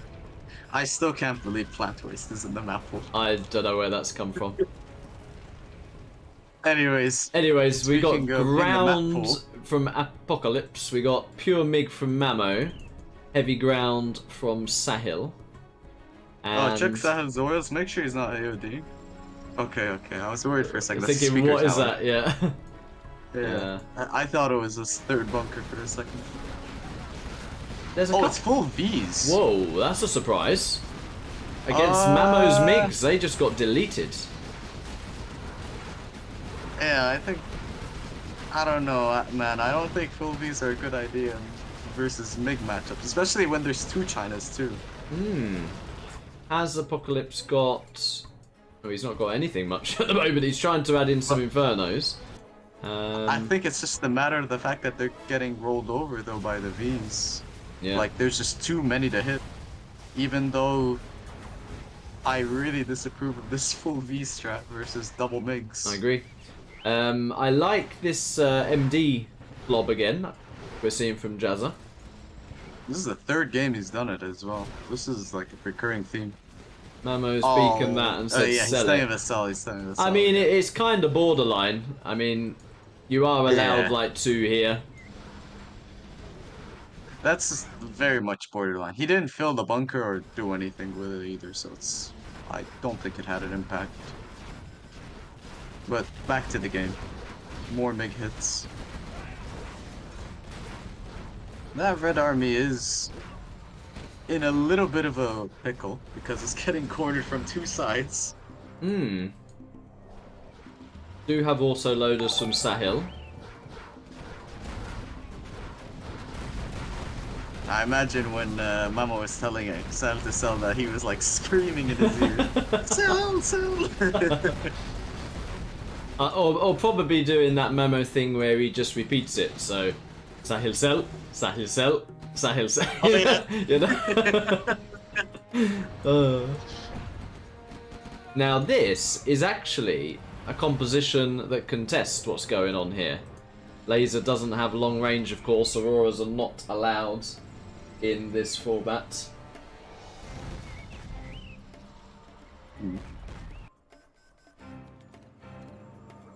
Only just getting his oils there. Mamo's the closest to level 3. And Sahel's taking a decent engagement here. He's pushing Dutchsmurf Sahel should get back. level 3 here from the Battle Masters. Yeah. Ooh, those gats are running forward. I'm sure Mamo at that point though has just said go, I'm going. You know what I mean? So Sahel's just clicked because he's being told to go. You know. Yeah. That's actually a good fight for the bottom team. No way do they win this matchup. I mean, you need a lot of good fights in a row to win this. I feel like you need like a real stroke of events to like kind of win this. You know who might end up carrying this? PainFuLLdeath. He's the one adding drop zones. Because that's what the top team have as an advantage with 2 USAs, and that is the secondary eco. But bear in mind that PainFuLLdeath has like little to no army. I think he has what, 3 Avengers and 2 Vs? Yeah. 3 Vs and 1 Avenger. Yeah, that's nothing. Oil's cleared as well on the left. Yeah. Now, actually, I think the bottom team need to capture these. It'd be interesting if Apocalypse just decides to burn them down. But there was a Lotus somewhere, wasn't there? There's a Lotus. I don't agree with killing those oils. No. I think generally if you have a bad matchup on this map, I think what you want to do to kind of like make up for that bad matchup is just try and take as much money as possible. So There could I be. think rather than killing oils, you go for oils. There's a bit of a legendary carpet and artillery potentially here. Kills the barracks. Killed a couple of BCM things, and but Battle it wasn't what we call jackpot. Yeah. Migs are coming in. That Do you bunker's think, causing Mamo a lot of issues there. Yeah. And actually, I look, also think... they've kept these alive. Oh, self-inflicted firestorm. Ouch. Oh, that's really painful. I was just about to say he needed black napalm on these infernos to really do damage. Now he needs to kill the oil. Yeah. That self-firestorm is something you need to be careful of when you're microing infernos. It's really easy to do that, especially with a big blob like that. Yeah.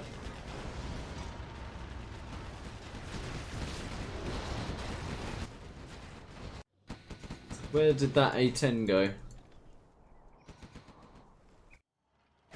Might have been on an army hit attempt, perhaps. But yeah, now this is actually painful, leaving those alive. I've also lost where the Lotus is. Ah. There it is. That's Sahel's Lotus. Apocalypse had a Lotus somewhere as well. I can't find. Look at the drop zone spam though. Woof.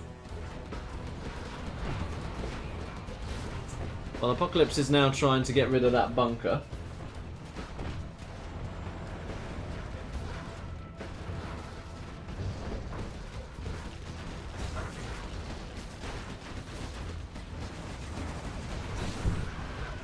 Yeah, and that should be just free pickings for Mamo. That coming in with a couple of full Vs. Still needs to hit those bunkers though. Oh, it's gonna maybe lose a. Lost fewer than I thought, to be honest. Yeah. Lost only 2. Mamo's beaconed here. Ooh, that's a bad engage for Sahel, I think, because of the terrain too. Yeah. There is a mine drop on this position by the look of it. There's a Burton at the back of Appo's base as well. That was I think the mine drops are stacked. That was the weirdest mine drop ever. Oh, I think what happened was when the bomb dropped, there was something that hit the mine that was going to deploy it, so it actually killed all the mines in one go. Yeah, that was weird. carpet from Mamo as well. That's gonna get a couple Battle Masters. Yeah. He gets the 5-star, but 1 Battlemaster EMP. Ooh.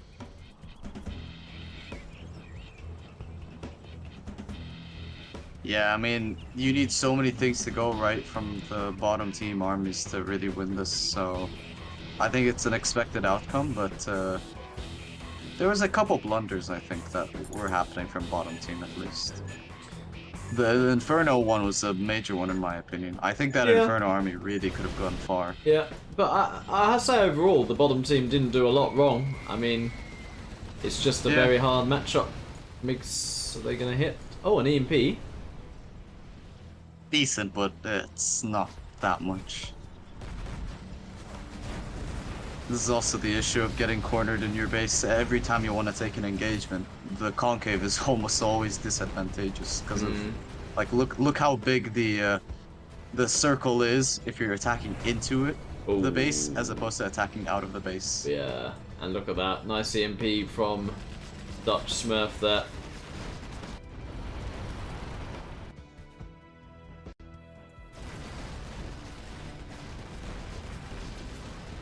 Hello, Shadow.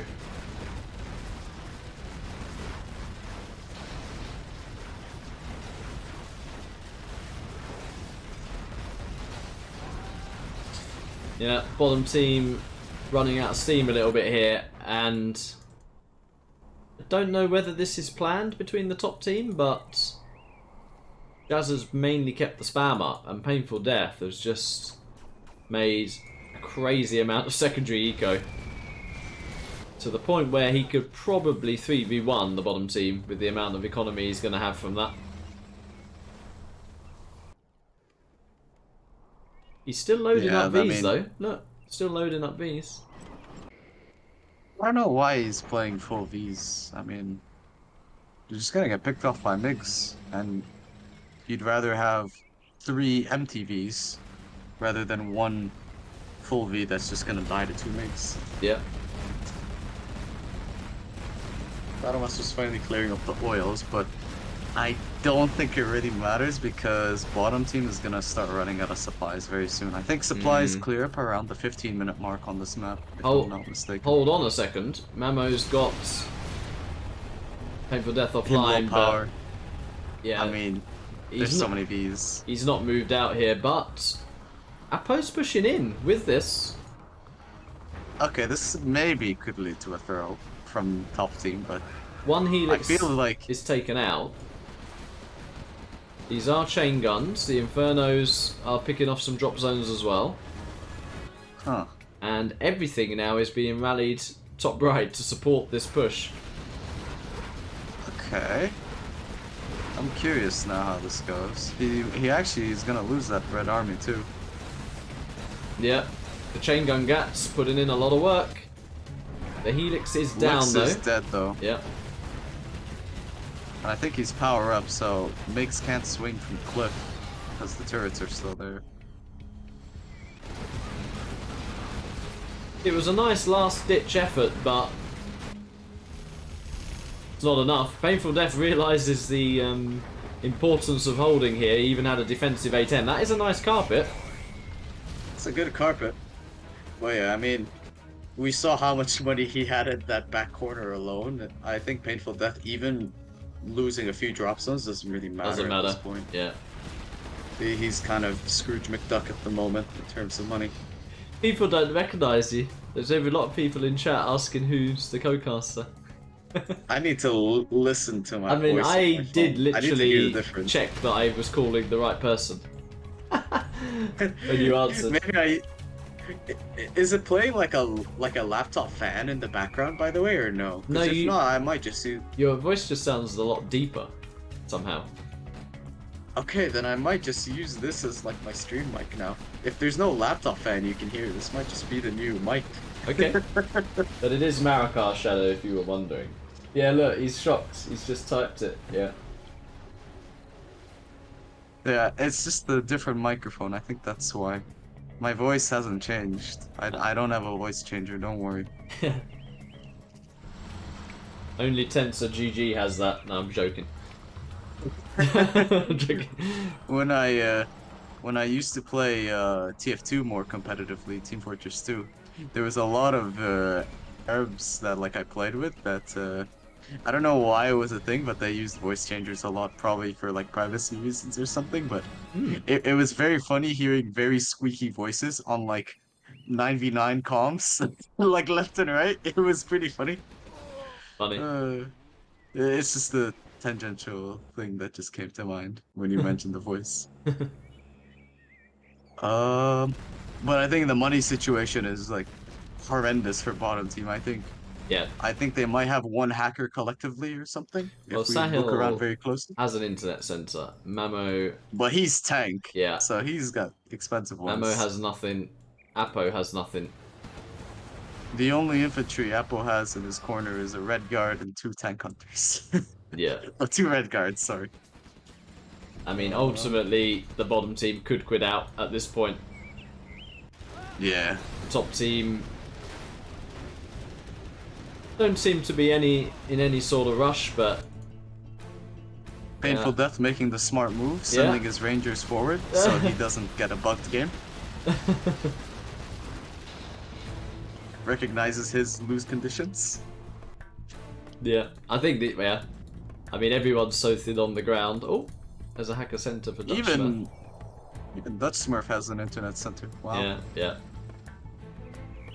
I mean, so it's literally the tank that has money, which says a lot. Yeah. I mean, this is an easy call if someone loses power at this point. Mamo GG's, he knows. Appo GG's. And Team Jazza take a 3-2 lead. As expected when we saw the armies, but you've still got to win the games and close them out. PainFuLLdeath there, I left the end screen a little bit fast, but with a crazy amount of eco. I mean, that's kind of expected for the matchup to go that way. Yeah.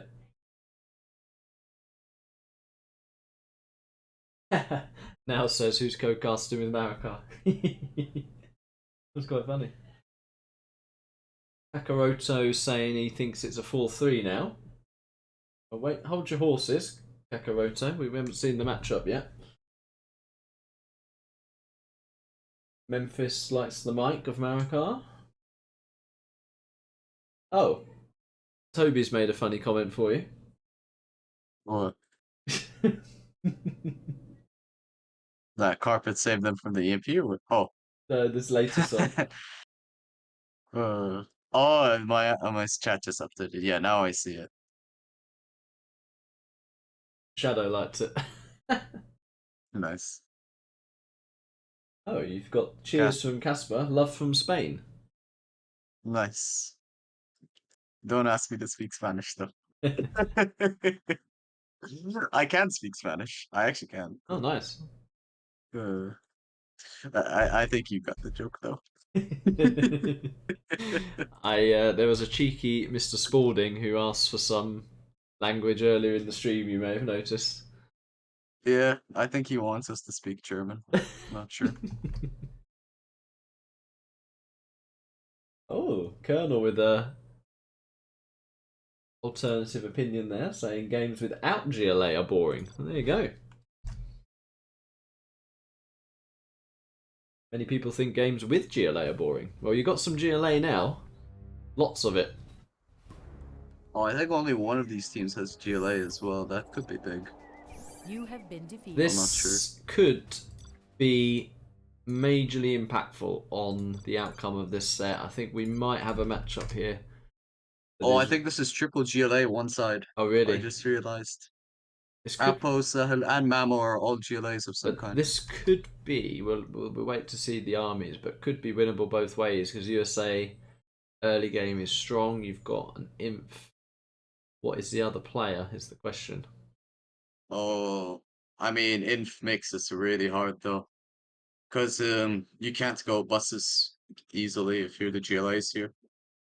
Because it makes... 2 stealth, I mean, they can get dozers so easily here if you're not careful. 2 of them. and a tank. But I think this early game is like insanely hard to hold though, as the GLAs. Tank, US, and Inf, who can just go mix. I still think it's winnable both ways. You know Mamo's going to make a great wall of tunnels. Try and I hold. think If GLA gets some power, they can win a late game here. I think the way the GLA team wins this is they have to make the game weird. They get the power and then something else needs to happen. Maybe like sneaky tunnels in their side of the map, for example. It's Yeah. one of those situations where it's like if you just play the standard, like you're not gonna win as the GLA. You have to make something like you get what I mean when I say you have to make the game awkward. Like you have to like kind of divert the route from just I what think. would normally happen, I which is think. just Yeah. funnel units with You MiGs. can try distractions definitely, but I still think you can play around just trying to get either a USA or a Chinese dozer here. Power spam from the start into mass tunnel quad buggy. Yeah, but I think even if you get into that situation, I think on defense you just don't win this like long run. Like if you're focusing all of your presence, especially because they have stealths. If they were vanilla, if they had more, if they had what talks instead of double stealth, I think that's actually possible. But I think the double stealth means they only have one guy who can go scud launchers, which I think is But really a big they have advantage got or disadvantage. the best army for scud launchers in demo. I mean, yeah, but having it bottlenecked to one guy's production is a lot worse than having it bottlenecked to like two people, for example. Like I would if I was to re-roll these armies, I'd actually prefer like one stealth and two demos over double stealth, one demo, for example. Yeah, true. I just think defensively, their tools are so limited that they have to make something happen, like in terms of some kind of sneaky play. Shay McQuaid with a $1 super chat there. Thank you very much, Shay. Not to be confused with the player Shay. But appreciate that. Thank you. Yeah, I mean, the early game's going to be interesting. Are we going to see Jazza go MiGs? Are we going to see... I think what Jazza does is interesting. He could make a load of helixes. He could do a mix I and think match. Helix is a really bad idea. I don't know. I think Helix is a really bad idea, especially because, I mean, the risk of MiGs is so low because it's just triple GLA, so they have nothing to really punish you.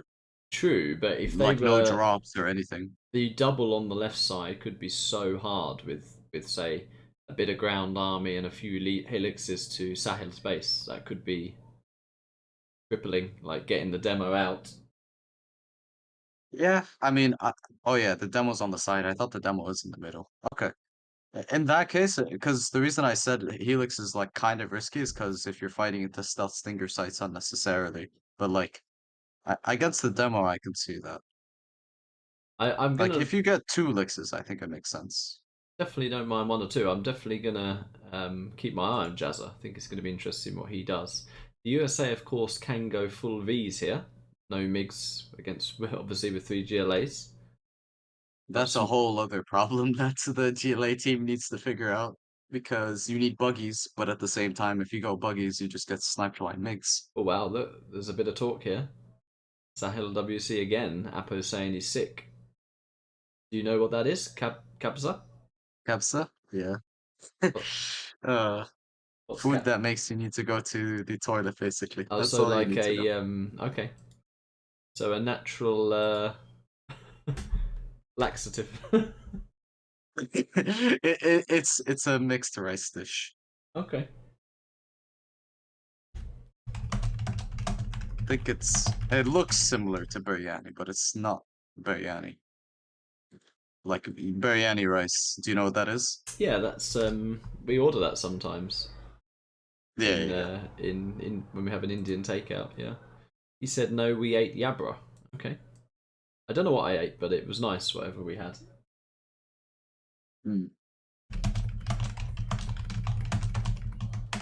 Oh, Yebra is like the vine leaves. Okay. It's like the cylindrical vine leaves that you eat, like packed with rice, basically. Cool.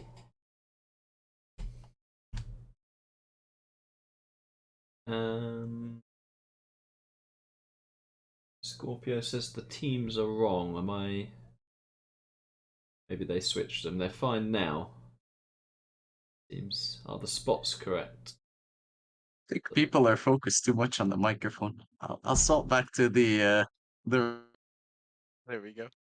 Ah, I like your microphone. Keep it.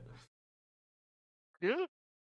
Yeah. Okay, wait, 1 second. Let me listen to this from my phone. I need to actually hear this because I don't even know what it sounds like.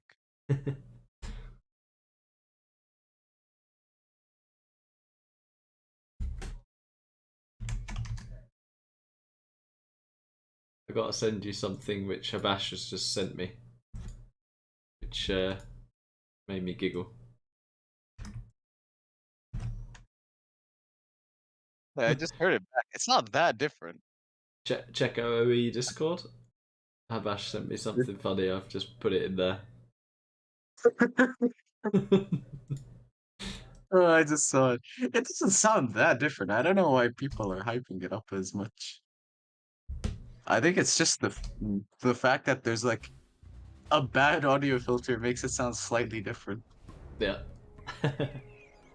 Alright, I think this is going to be interesting. We start with Mamo with the blue GLA Stealth. His left, we have Sahel with the gold GLA Demolition. And Apocalypse also with the GLA Stealth. He's in the purple. Okay, and we got PainFuLLdeath in the red China tank. We got Jazza in the green China infantry. And on the left we have Dutchsmurf in the cyan USA.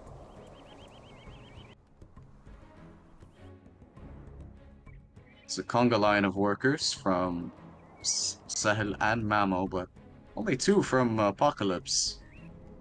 That's not that many. 5 arms dealers. 5 arms dealers. You're just throwing them down at this point, and 5 arms dealers. Ooh, is that? That's not full Vs. That's just Tovies. Tovies, yeah. And only 4 war factories.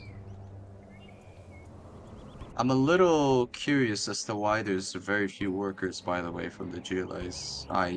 This feels like such a low count of workers.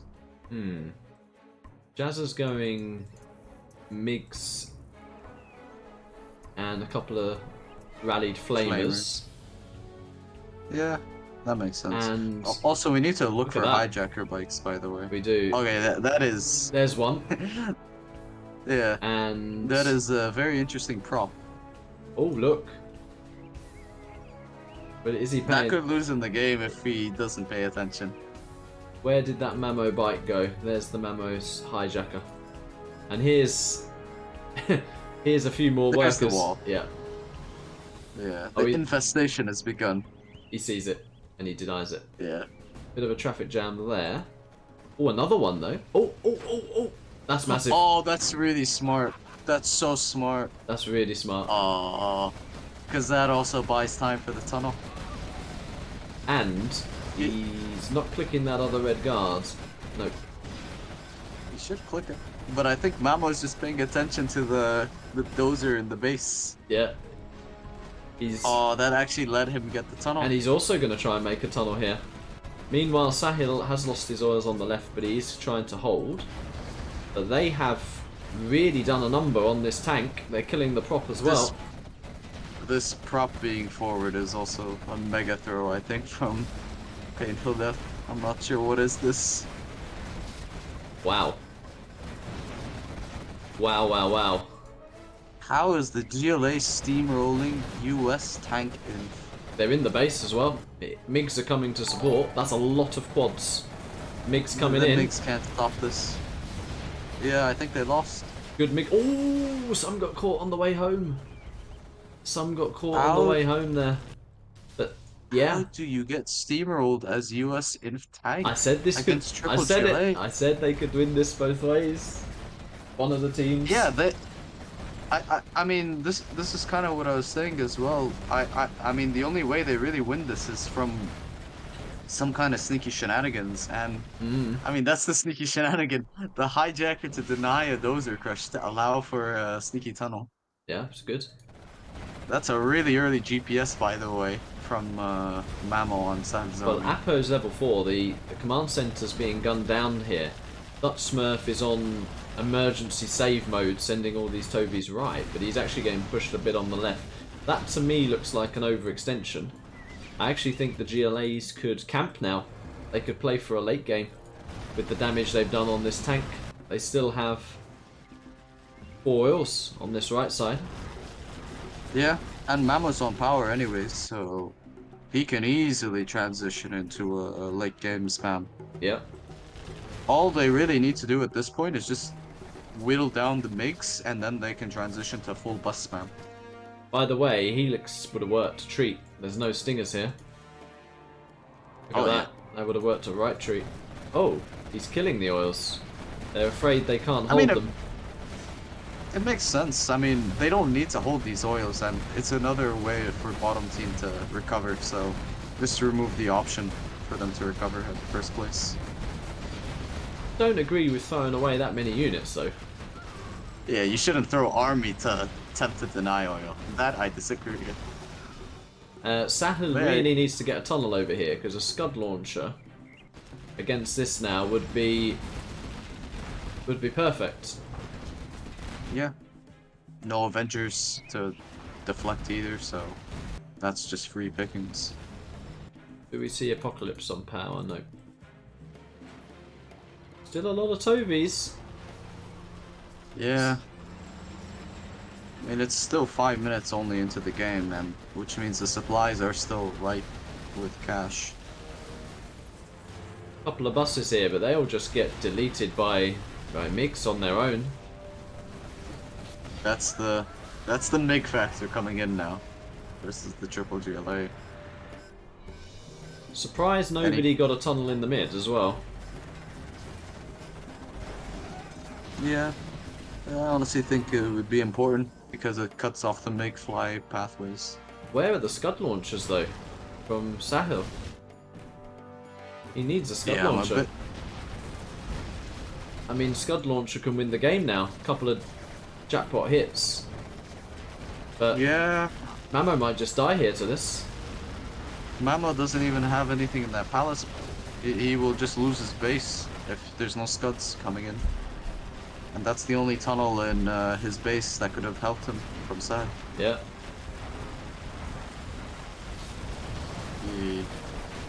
I feel like this is... yeah, I think bottom team are actually still going to win this, yeah, despite that amazing start. Dutchsmurf has just been very good here. Yeah, I do think top team are going to kick themselves a little bit though, because this should have honestly been a one game. Like, even though they're winning off of the matchup imbalance, I still think this was a very one game. I just think Sahel needed Scud launchers and the game would have been over. But too late. But it's too little too late. Yeah. And there's no tunnel even in Mamo's base anymore to help him out with. No. I mean, imagine when those Vs were walking up that middle ramp. Yeah. 3 Scuds popped out and boom, 4 boom, spired. boom. Yeah. Wow. That would have made such a big difference. What a recovery. And Team Jazza are 1 away from booking themselves into the grand final. So, against predictions so far, once again.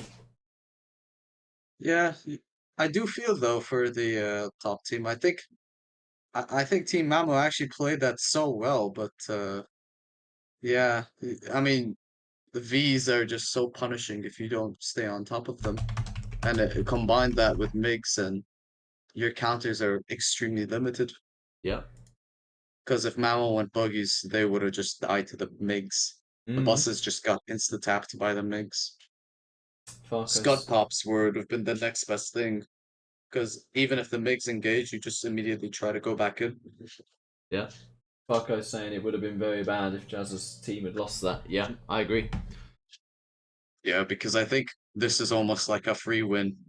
This matchup, like Megs plus US, is just an insane combo versus triple GLA.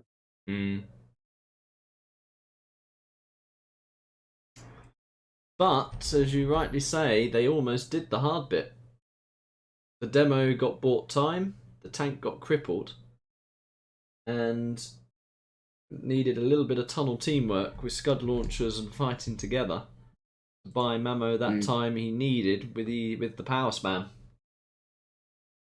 Yeah, I think if there's a matchup that requires like good teamwork and collaboration, it's triple GLA for sure. Just because tunnel play is like when you have tunnels in all three bases, you need to be so proactive in terms of where you pop. Yeah. And be mindful of when you pop as well, you see. Because you don't want to open up opportunities for your opponents. But who would you say has been the MVP so far of all the players individually? I think so far, probably Jazza.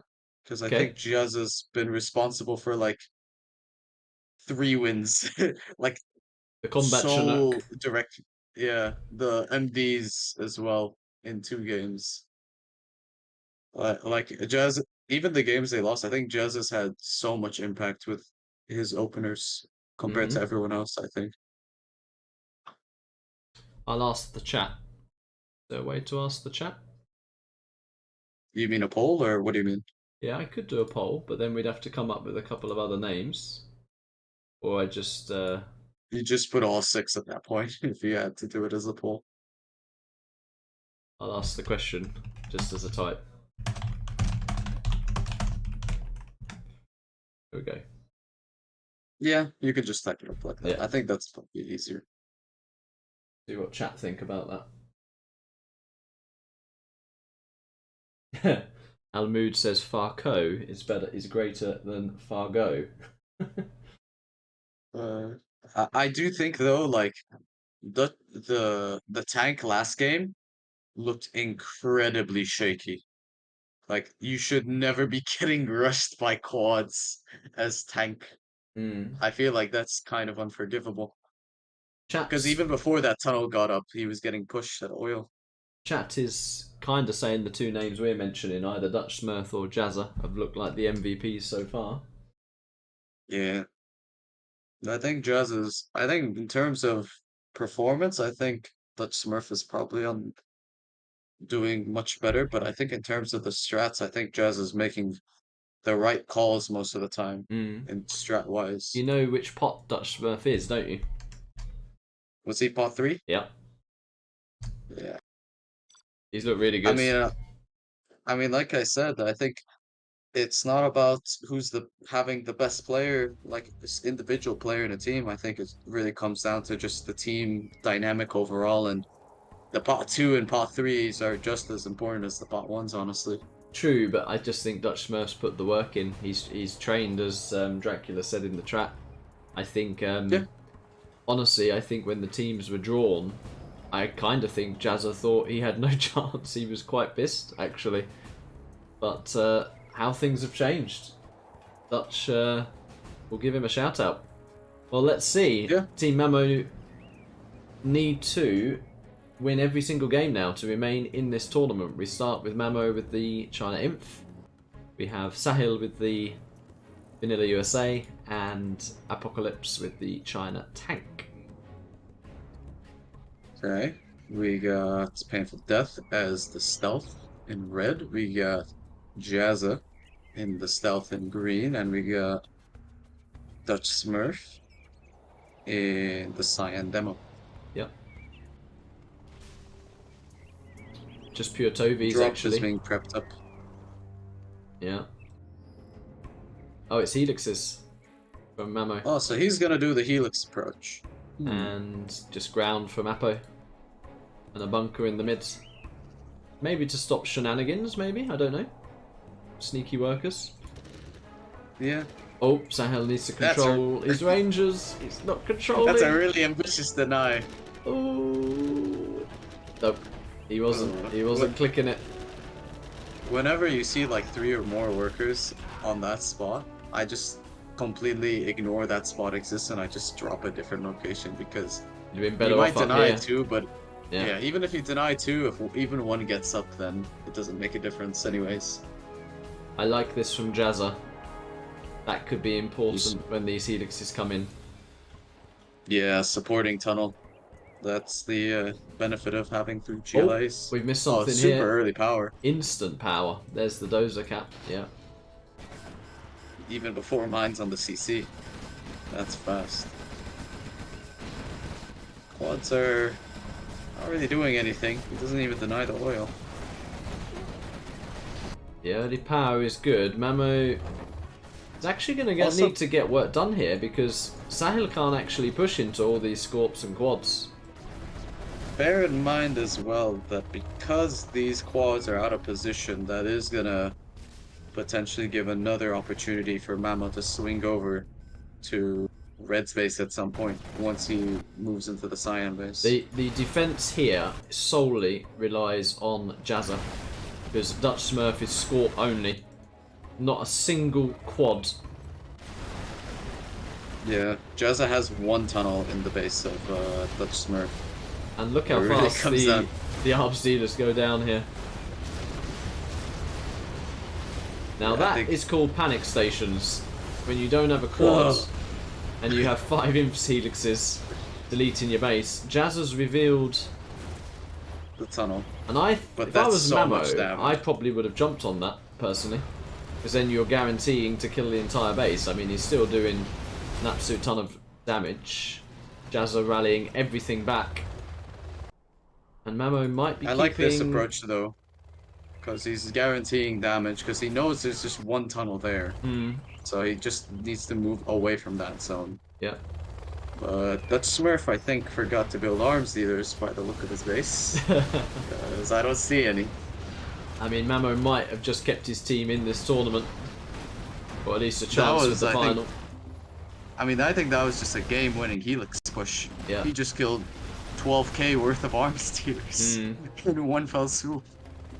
It's instant level 3, which he's not deployed yet, the carpet and the artillery. He might just use that on production, like maybe Jazza's production or Red's production. If he uses it on Red's production, he can maybe jump his base next, for example.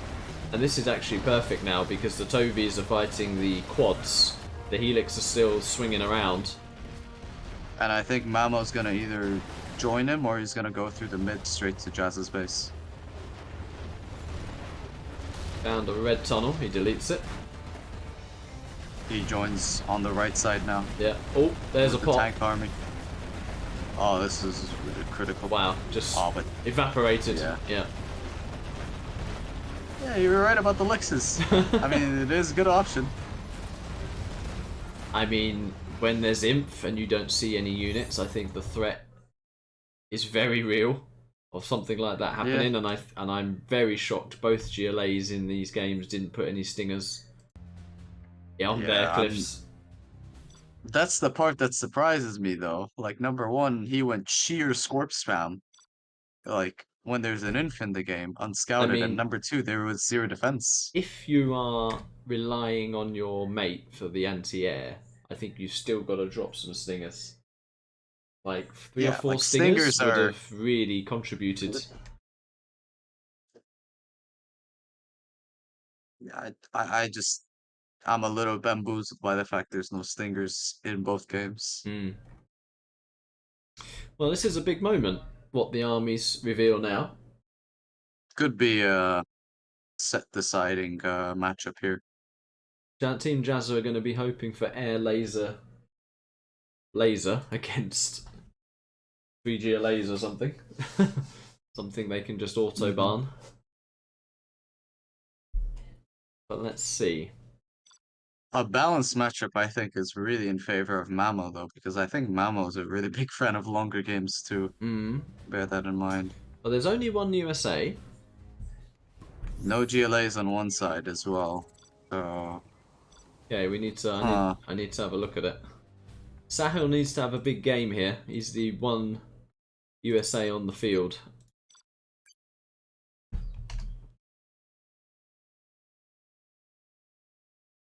Let's have a look at it. Appo tank, Mamo mid China, Sahel laser, I think it was, wasn't it? Against a demo left, a stealth right, and wasn't Jazza some sort of China? It was a double GLA and a China, I remember. Hmm. So he is a China. Nuke. Okay. Oh, oh, that's really bad, by the way. Oh, that's a terrible matchup in the reverse. That means they have 0 MIGs to deal with Vs, by the way. Yeah. So Sahel can go full Vs here. Oh wow. That is, Wow. this is an incredibly hard matchup, by the way. Hmm. This is, oh, wow, okay. You know, Yeah, I'm looking at the armies properly. I think it's winnable both ways. Actually, it could be worse. It can definitely be worse. You than need to, this. like, you need to perform overtime on the GLAs here, because Nuke is almost useless for like a good portion of this game.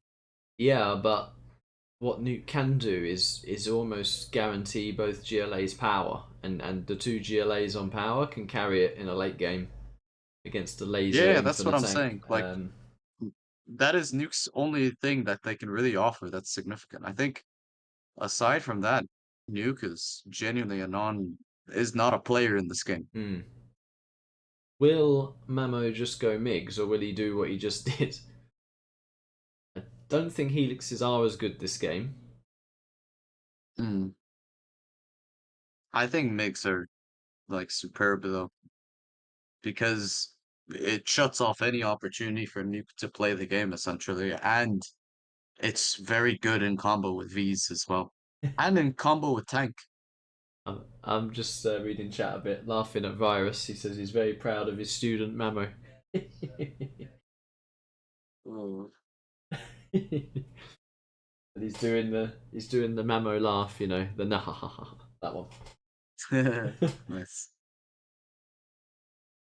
Scarecrow says any semi would have predicted you needed some anti-air there. And why are the GLAs pushing? Yeah, that was a bit curious why the GLAs were pushing in both of those games. I mean, the first one they were actually doing well with the push. Yeah. They pushed back tank, which was very surprising with quads. I mean, I think that literally, that game was decided on no Scud launchers after the opening they had. Yeah, agreed. I think if they had scuds to defend the Vs, I think they won. Hmm. But, I mean, Sahel with full Vs can mop up so much here, but he's got a micro and he's got to have a big game, and he said be right back 5 minutes. So maybe he's genuinely struggling here. They say he's sick, so that's not a position you want to be in when you're in a 50k semi-final set, really, with other things on your mind. Yeah. You see what Virus is saying?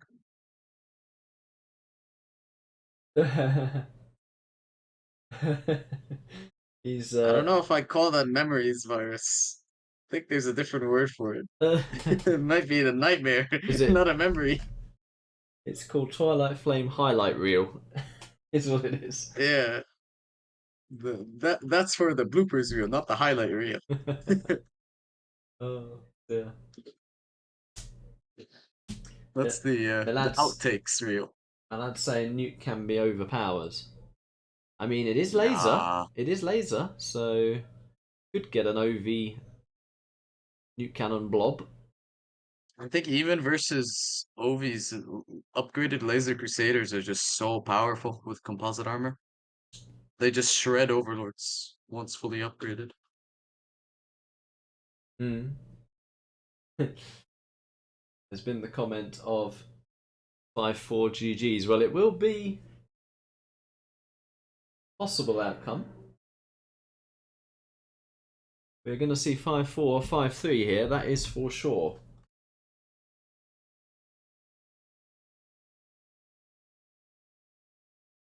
Toby Rama says he has no idea, and that's an experienced player, how this matchup's going to end up. Neither does Milad. I don't know. I feel like you just have such a massive advantage with MiGs plus Vs, like versus any matchup in general.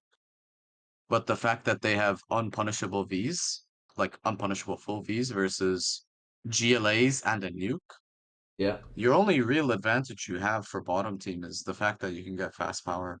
That's like the only real advantage. Yeah. I think outside of that, you just have a really rough early game. If it gets a late game, it's like near unstoppable, I think, but that's such a that's such a hard thing to reach when the first 10 minutes are just full Vs plus MiGs plus a tank. Yeah. I think this is gonna be one of those games again where they have to make the game weird in order to win it. Kind of like with the last game with the tunnel. Hmm. I mean, if Stealth doesn't get help on the right, I think Stealth could struggle with a bit of contribution from Mamo's Imp. Hmm. Stella's saying maybe Jazza's team rushed the right side, so yeah, a combination of Battle Masters and Quads could be pretty good over there.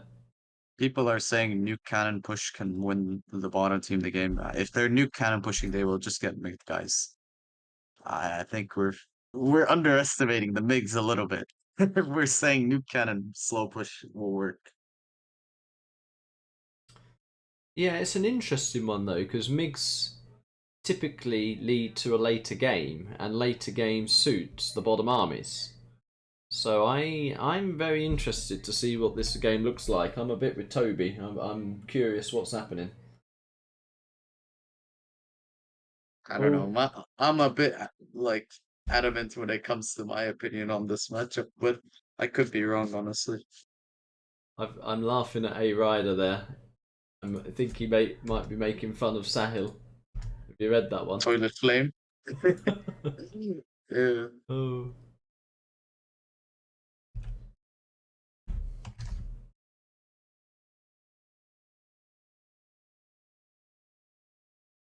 Right.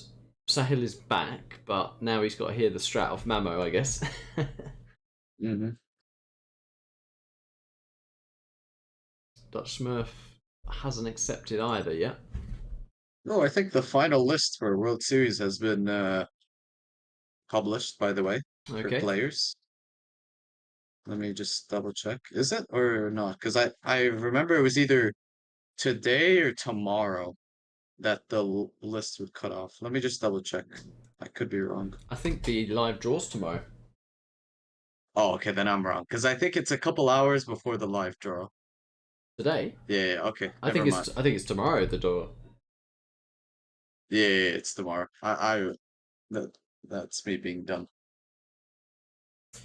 Meow says Team Jazza 100% win. Wow.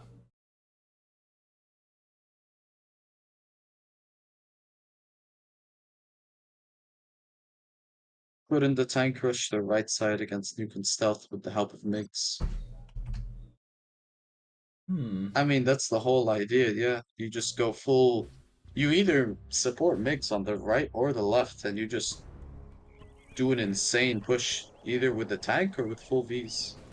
But either way, Both are really hard. This is very delicately poised, and we shall soon see who is going to be in the grand final. We start with Mamo with the Blue China Infantry. We have Sahel to his left with the USA Laser. And we've got Appo with the China Tank. Got PainFuLLdeath in the red Stealth on the right. And in the middle, we have Jazza as the green Nuke General. And on the left, we have Dutchsmurf as the Cyan Demo. And is he making a fifth arms dealer there? No. Skipping an arms dealer. Interesting. They may be looking to go for a later game approach here. Only 3 arms dealers from PainFuLLdeath. I don't know. Ooh. I feel like you still need a high unit count even if you're playing for late game. Straight Palace. I think he might be relying on hijacking a dozer, you know? With the 3 arms like dealers. power production. Yeah. Because then it's the equivalent of like 5-6 arms dealers anyway, isn't it? If you're on power. Yep, hijacker straight out. I don't like doing that though, because if you do fail the hijacker attempt, which is possible because they have Chinas with mines, then you're just on 3 arms dealers with no power anyways. Look here. What I'd rather do is I'd go, oh, nice elixirs by the way. What I'd rather do is still go the 5 arms dealers, and if you get power, then just sell 2 arms dealers, because, I mean, you're gonna lose out on much less compared to starting off with 3 arms dealers with no power. I like this single outpost from Mamo to support against Nuke Battlemasters. Oh, this is a big moment. Sahel's not seen it, has he? He has seen it. Is he moving it in time? Oof. Oh, he needs to drive straight. He shouldn't be driving diagonal like that. Wow, that was a massive moment right there. Sahel almost gave him power. And he's off. Because Sahel's offline as well. Oh dear. Where's he going with the Vs? what about the elixirs? Where are the elixirs at? Because we saw quite a few of those. They're being loaded up. There is a ton of Battlemasters coming over here. But that is going to also give so much XP. Sahel unloads these, and now the elixirs have been revealed.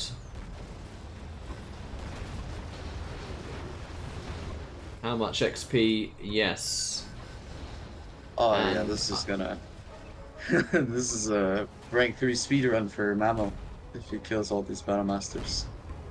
Now that's a little bit of an overstep from Jazza, just rallying through like that. He does have a nuke cannon here. And nuke cannons are definitely king against tank and laser, but he's not microing it. And Mamo... That's really bold. Oh wow, he didn't split. Oh, That was a full pot disappeared there from PainFuLLdeath. but there's another one. That does lose 2 elixirs for it, but That was incredibly bold of Mamo to do. where is he going now? He's jumping on these tunnels. And he's going to get Apocalypse. Battlemaster. Yeah, he's going to get Apocalypse on 4 oils here. What is he doing behind this? Not a lot. Oh, that was another quad pop, by Oh the wow, way. yeah. That's all been cleared up. Big army here. No ECMs. Oh, wow. The nucleus just got Wow. eviscerated. Okay, and now we have the full Vs from Sahel. He's been given a little bit of time. He's got S&D. Yeah, he has got it deployed. Okay, I was surprised how he was losing Vs there.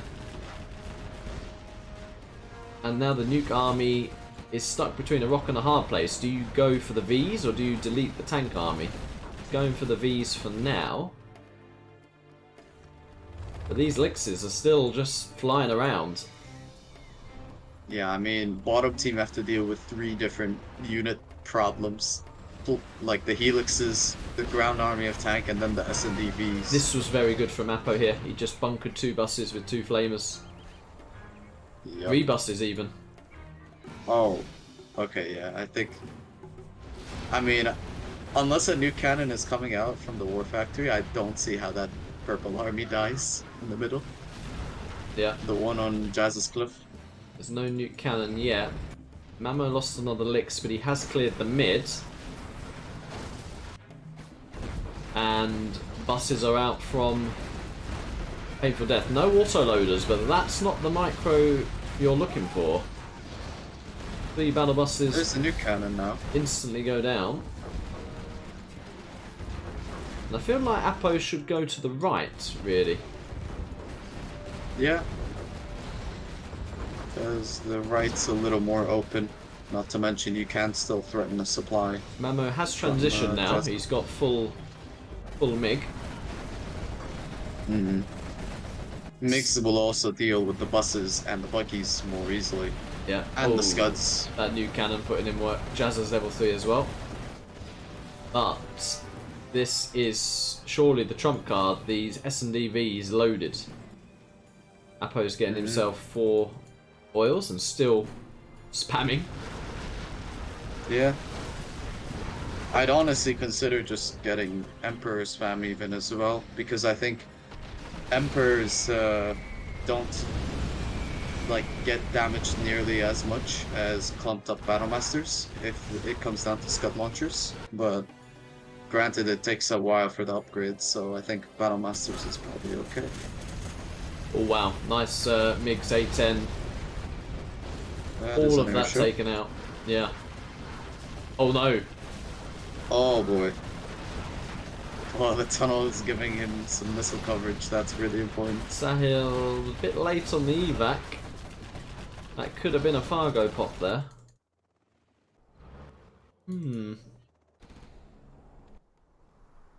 I think, you know, he's sort of it's been announced he's sick. Sahel does look a bit off to me. He's been given a lot of time on these oils, and the follow-up seems a bit slow.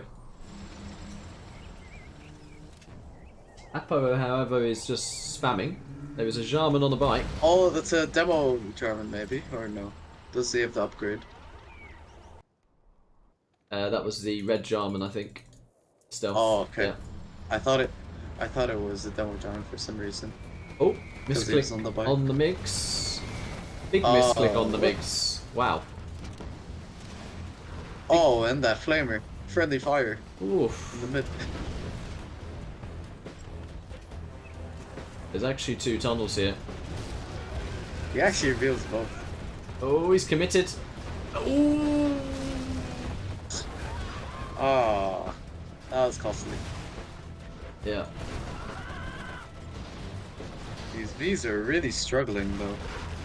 I feel like the Vs should just go through the middle I know. because there's an opening. I mean, Jazza is close to out. I mean, he doesn't have any supplies right now. The nuke cannon gets nicely locked down from Appo.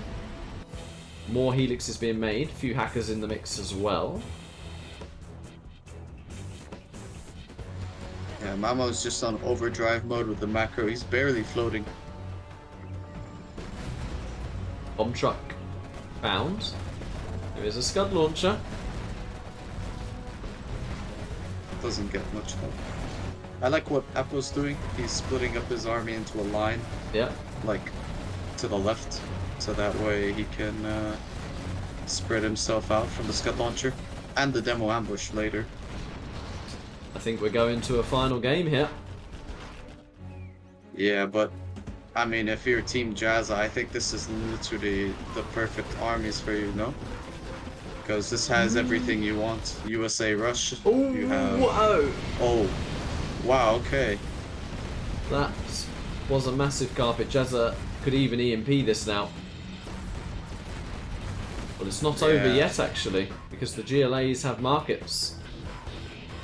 Oh, that's a big Jazza Lotus. loses CC. He didn't use his EMP in time.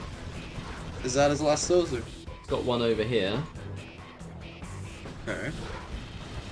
They do have the US scan from the strat center. If it's If Sahel's ready. communicating that, but he's... Oh, he's using a Burton, though, behind this, so that's good from Sahel. Oh, I'm and thinking that burden probably killed a lot of markets. It's bet too. yeah. Plus, the tunnel's been cleared here. Oh, yeah, that's... Dutchsmurf's whole economy's gone. Yeah, this is... We're going to a decider, for sure. No way can they recover from this much damage. Sahel At this can point, make... though, like you gotta think about how on earth do you win the reverse of this? Because this looks genuinely impossible. Well, from I my think eyes. Jazza shouldn't have gone Rambo with the Battlemasters for a start. I think the bottom team need to play for a late game. So I think it's more about holding. Get your GLAs on power. Nuke sits there a bit with nuke cannons surrounded by GATs. And you go from there. You play it out slow. I think is how you do this. So 2 great walls and new cannons to support them, basically. Yeah. You ask your stealth to try and go for instant power, but if he doesn't get it, you give them both power anyway as the nuke. You've also I mean, got... if the stealth doesn't get power, then it's near impossible, I feel. But you have the neutron anyways, so Yeah. you're guaranteed power by a certain time.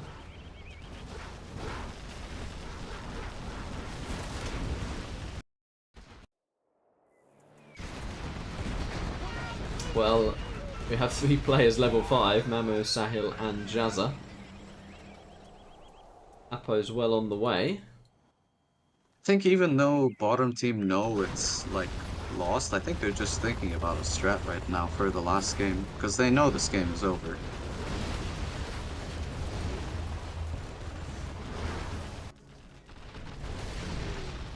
Whoops. That's level 2 artillery probably. So that is also Dutchsmurf. With Where's this last building? one scaffold there it here. is. Yeah. Oh, he might get kicked. Could have done actually. But Spectre on a market. Now that's probably the EMP. Yeah, It's delicious. it's a great EMP, but I don't think it'll make a difference. It Nope. just looks really good though. Oh, that was... What was that? What was that? You said, Sahel. what was that? I think Sahel misclicked. I'm not sure where that was going. I don't, yeah, okay. I think that was a genuine misclick from Yeah, Sahel. yeah, he wanted it here and he got a bit excited, yeah. Oh. That's what we call a whoopsie. Mm-hmm.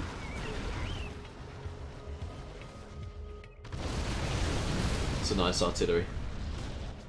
Yeah. Another artillery coming in as well. Nice combo. Oh wow. Nice. Good Anthrax. ambulance from Sahel there. Sahel's gonna need those like reactions, like that quick reaction in this last game. If Yeah, wants he to win really it. is.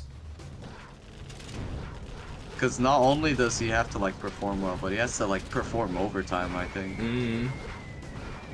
Every single player needs to have a big game in this last game.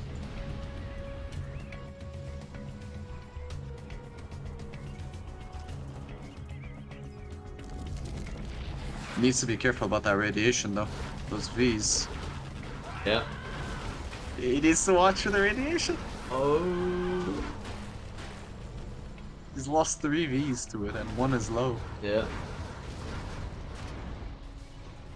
So this final game becomes a $1,200 game. Single game. Mm-hmm. Yeah. Oh. How did they get there? He was a sneak.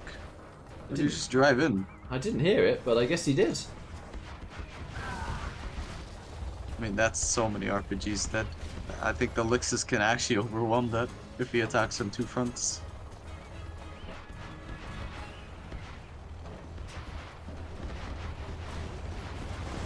Yeah. Even the hacker is joining in. He's disabling the bus. And GG, we go to a decider. Uh-huh. In response to the Sahel A10 there, Ahmed Nakar's come in with a super chat with Sahel plus. Appreciate it, thank you. Support for Sahel. It's all a matter on that this last game here, but I mean, if you're Team Jazza, you're really liking this matchup, but if you're Team Mamo, I mean, you gotta like play the best 50k TF game of your life, I think, to win this. Yeah. I still think this is such a hard matchup to Wow. win. Have you seen that? Sahel will be right back 5 minutes again. I think like you need like 10 things, or not 10 things, maybe like 5 things to go perfectly here in the early game for Team Mamo. You need to somehow hold the early onslaught. You need to get onto power quickly on both GLAs. You Yeah. need to make sure your nuke doesn't get rolled over. Mm. You need to not lose both sides. And then the most important thing is you need to be able to transition to a late game.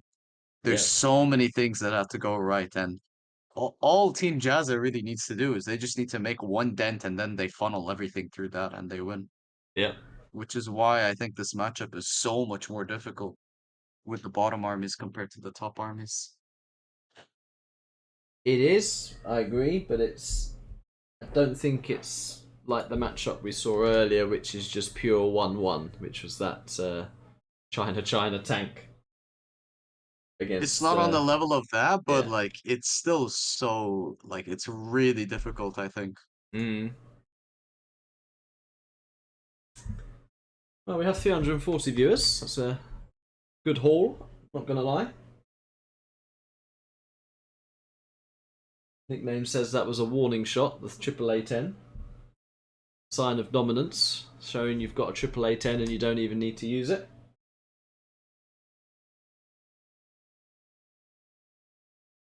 Mm-hmm.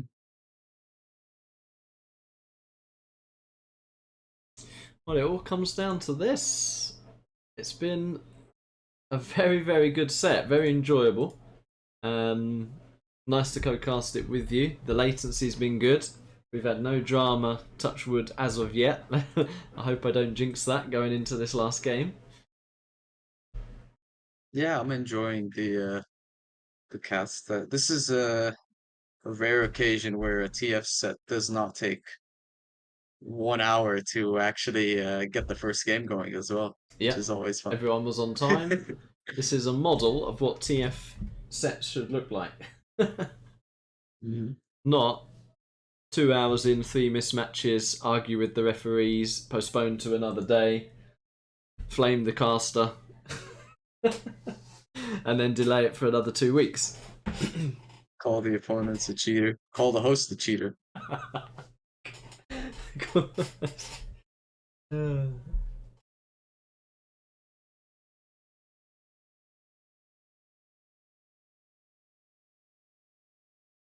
There's some medical terms being used in the chat right now, which seem to be in reference to poor Sahel right now. Mm.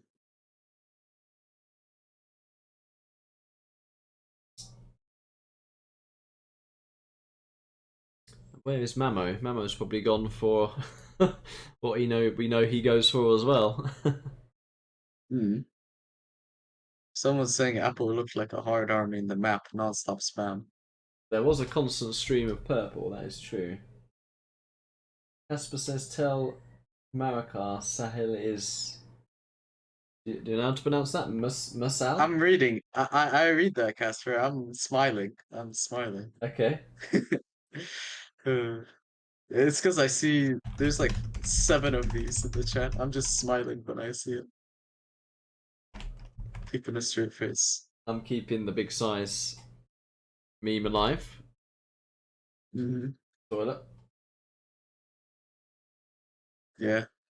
Size becomes enlightened when it comes from WC. Were you ever watching this particular set during the lockdown?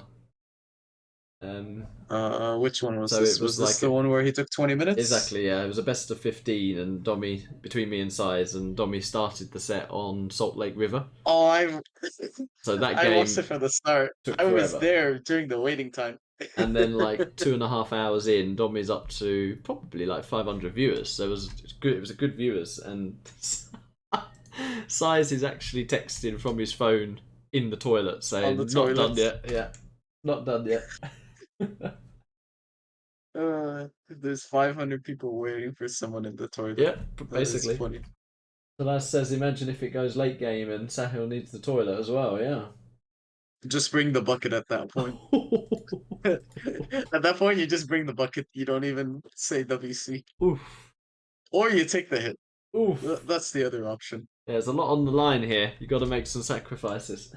That's $1,000 you're willing to compromise for that. You could afford a new pair of underpants if you make the if you make the grand final. Oh, It costs way less to pay for a new set of those than to not pay for a new set. You know. Yeah. He's still not back, actually. Wow. There is some serious business going on.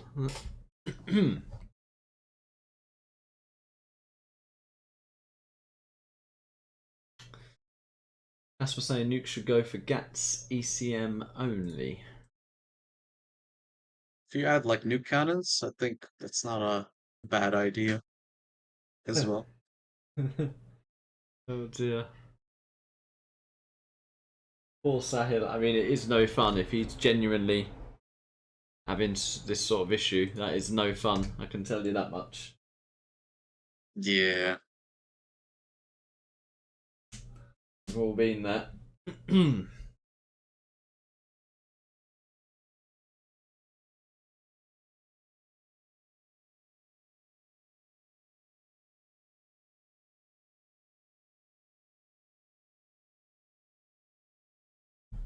Yeah, PainFuLLdeath knows the size joke as well.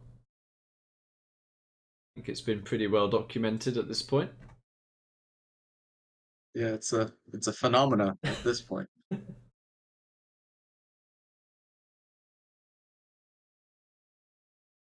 I think Mamo probably wishes he was one of the GLAs in this game.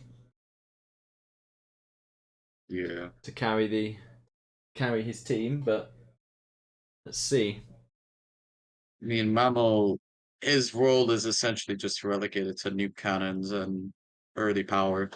I think that's all he can really offer. Yeah. And you tend to feel sometimes a bit helpless when you've got an army which you can't really carry with. You have to just be the support. What he could do is just get a few elixers, and if he sees an opportunity, he can pounce with those elixers. Because if he gets at least 3-star, he won't be completely useless. He can still have an impact. But if it gets to the mid game and he's still like rank 1 or 2, and he can't really get any more kills, then I guess Mamo's gonna be incredibly useless until the late game. guess you can make the tank's life very difficult between a few battle masters if the tank's making gaps. But if he's going mass ground like heavy with tanks, the tank, one licks could just clear all that up. So testing the tank's sort of composition in that sense is a way to buy your stealth time. I'm just worried a bit what's going to happen on the left side here with Saha's demo against an auto-barning V-spam with inf support. That is pretty tough for GLA. I think if you want to have impact with the nuke, you gotta use elixirs somehow. And it's gonna be based on some kind of timing attack with the elixirs. I think that's the only real way you can do it. To have like a genuine impact. Because I think OVs are just not gonna really do much. Nuke cannons will be good defensively, but not much outside of that. So it's just gonna come down to nuke cannons and elixirs for any kind of notable impact in the game.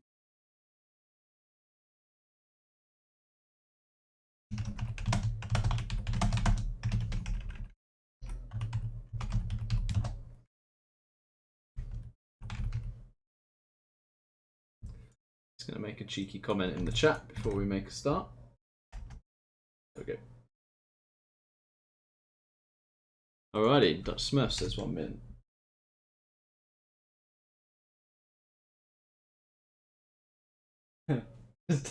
Oh dear.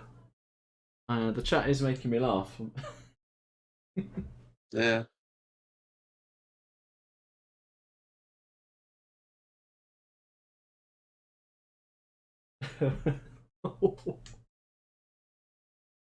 Everyone's taking the I was gonna say the piss, but it doesn't really make sense in this context on Savage, you know?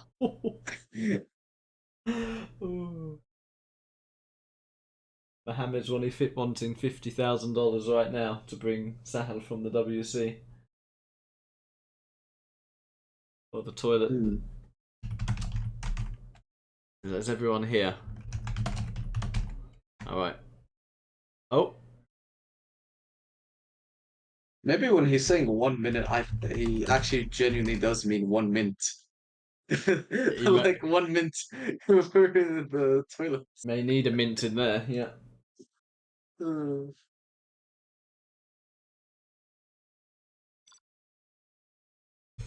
Okay. Right. We're good to go. It's all on this. It's a tough one to win, but it would be amazing if they managed to pull this back though from the 0-1 deficit. Yeah, we shall see. We start with Mamo with the blue China nuke. To his left, it is Sahel with the GLA demolition, and finally Apocalypse with the purple GLA stealth.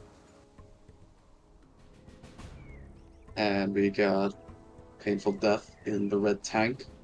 Jazza's in the middle with the China Inf. And Dutchsmurf in the cyan laser. Dutchsmurf's been looking really solid as well with V's this whole set, so him being on a US in the final game, I think he'll gladly enjoy that. He, for me, has been my man of the set, the MVP, up until this point. Depending on the outcome of this game, I might change my opinion, but that's my vote. You've gone for potentially Jazza so far. What's Jazza going for? I see airfields, but it could be.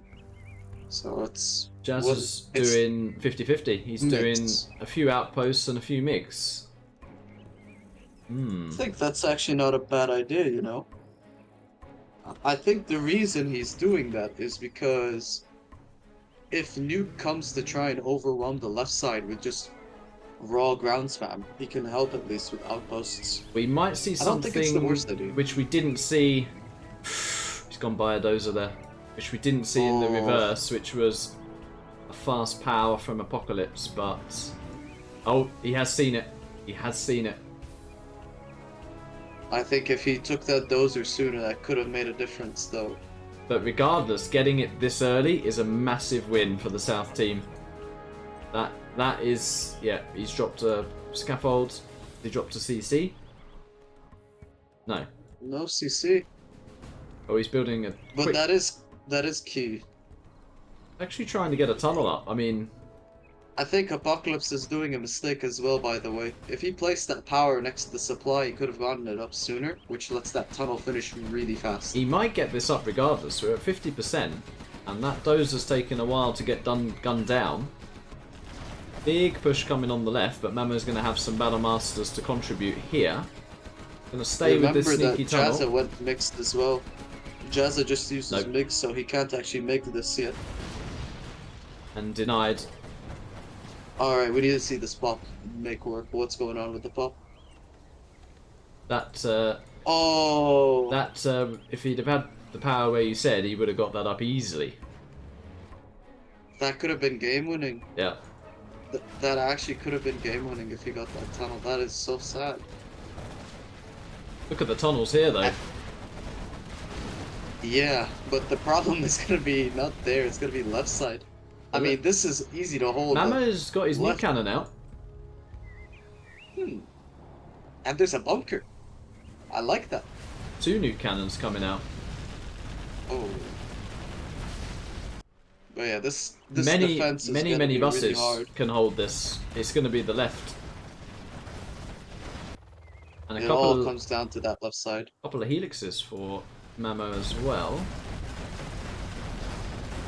PainFuLLdeath space is looking kind of thin if he wants to make a helix play. Yeah.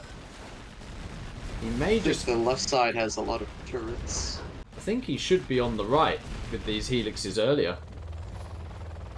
He's thinking about it now.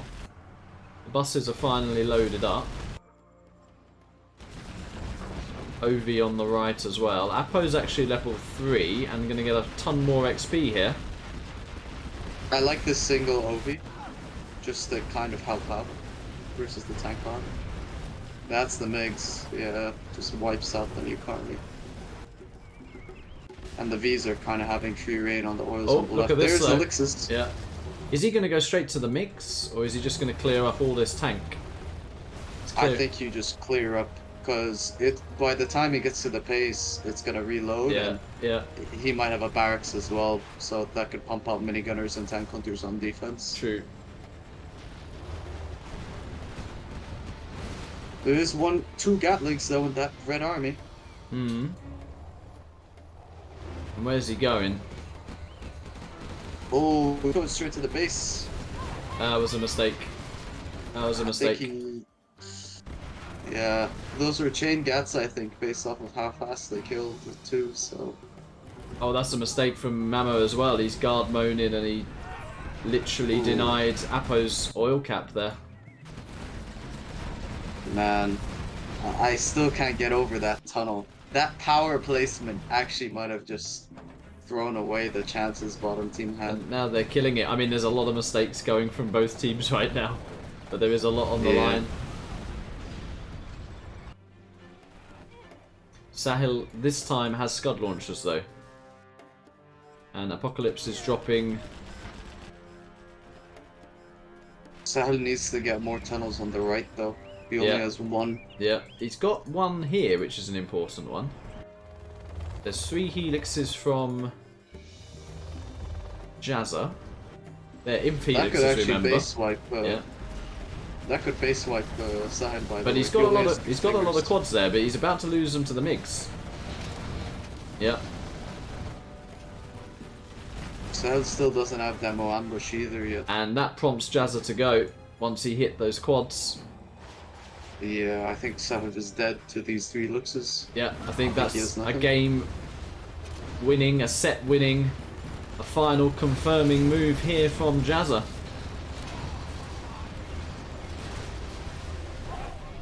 One licks goes down to the Stingers, but there's no anti-air here. Oh, they're getting a bit close to the Stingers though.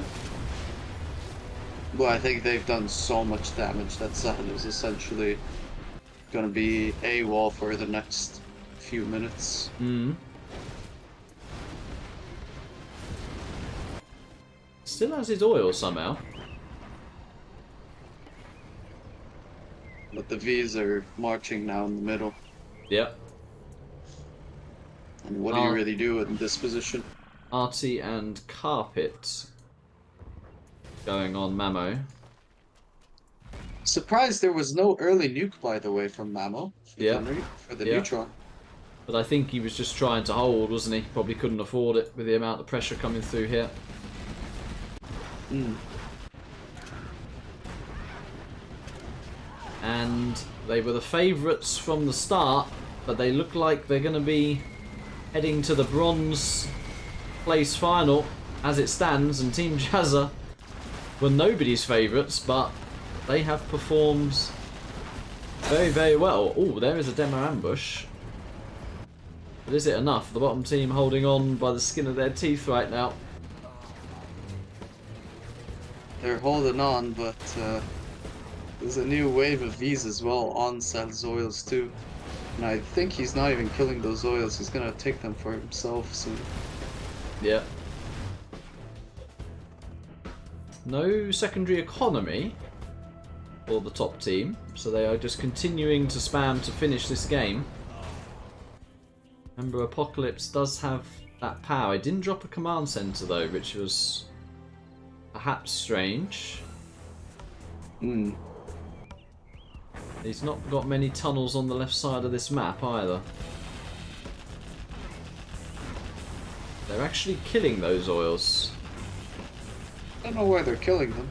They can just easily take it with the combat drop.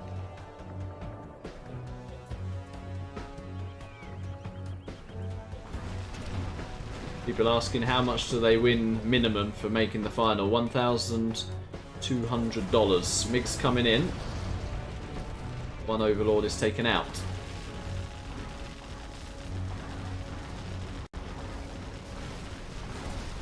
These are just cleaning up the remnants of Sahel's base. He did actually have stingers, but that pop with the MiGs killing those scrap quads was the window that Jazza needed. Mm-hmm. And look at the red going into the base of Mamo here.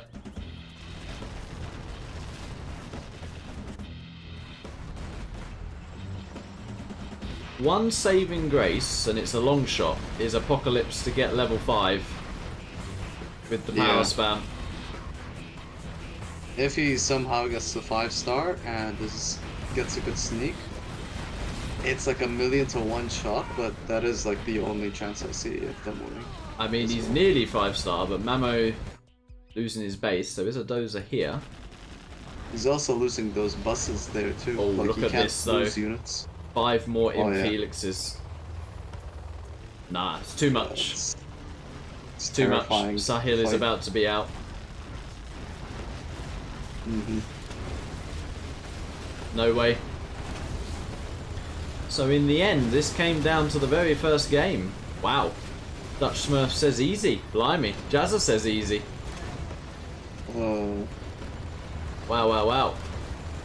And Mamo just I quits. don't know why you had to say that. Yeah. Yeah. It was a bit. I'm gonna too tell him much off to for that. say that. I'm gonna tell him off Yeah. for that. I don't know. Like it was kind of good until he said that. Yeah. I get he's But excited. GG's well but- played. He's excited. There's a lot on the line. But yeah, massive Mm. congratulations. Against all odds, Team Jazza will be lining up in the final against Team I do feel Boring. for Apocalypse there at the end there. I really think if he got that power scaffold on Ah. his supply, Popping that all would have those probably. all those quads in the base, he could have then would have shifted I- a lot of things because then Mamo could I have think that solely focused on the left as well. I think that genuinely would have won the game because I was watching the MiGs on the minimap. The MiGs were all used already, so Yeah. the whole red base would have been gone from that tunnel. But Mm-hmm. 95% is. I mean, I understand it's like it's a very niche mistake, but like when you're in a disadvantage matchup, you have to make every single like advantage work in your favor.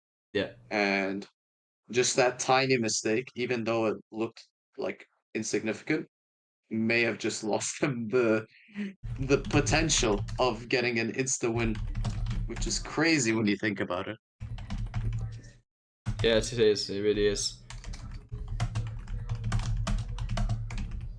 I mean, third place playoff is for $450, which is still quite a sizable amount. So, as much as it is sad for Team Mamo right now, they still have something to play for. And yeah, the other team, I was going to give them congratulations, but they seem to have disappeared. So we'll just say it verbally. Congratulations to Jazza, PainFuLLdeath, and Dutchsmurf on an epic performance. They will face off against Team Boring in the final, and you're welcome to join again if you want. By the way, for the grand final when that gets I organised. actually want to stream. I actually want to co-cast that as Awesome. well. Like I am down to co-cast. Awesome. This was a fun thing to do. All right. Well, I have to. I did actually delay and postpone some work I had to do tonight, and I need to basically rush and get to that now. So I'm going to Okay. exit No worries. fairly swiftly. But thank you very much for joining. That was really fun. Really, All right. really fun. Sounds And yeah, we'll speak soon. All right, sweet. GG's. Jeez. All right, GG's. Take care, and see you. See you. Well, thank you to Marakar for hopping on there, giving us his insight, keeping me company on what was an epic, epic set. I'm going to call it there, guys. Hope you enjoyed it, and stay tuned because we will be providing you with the grand final in a few short days, hopefully. But hopefully, yeah, very, very soon. So take care, GG's. Thanks for the donations, the subs, the likes. If you like this sort of tournament, hit the stream a like. If you want to see more 50k, hit a like on the stream, and maybe in the future we'll get more events like this. GG's well played, and take care.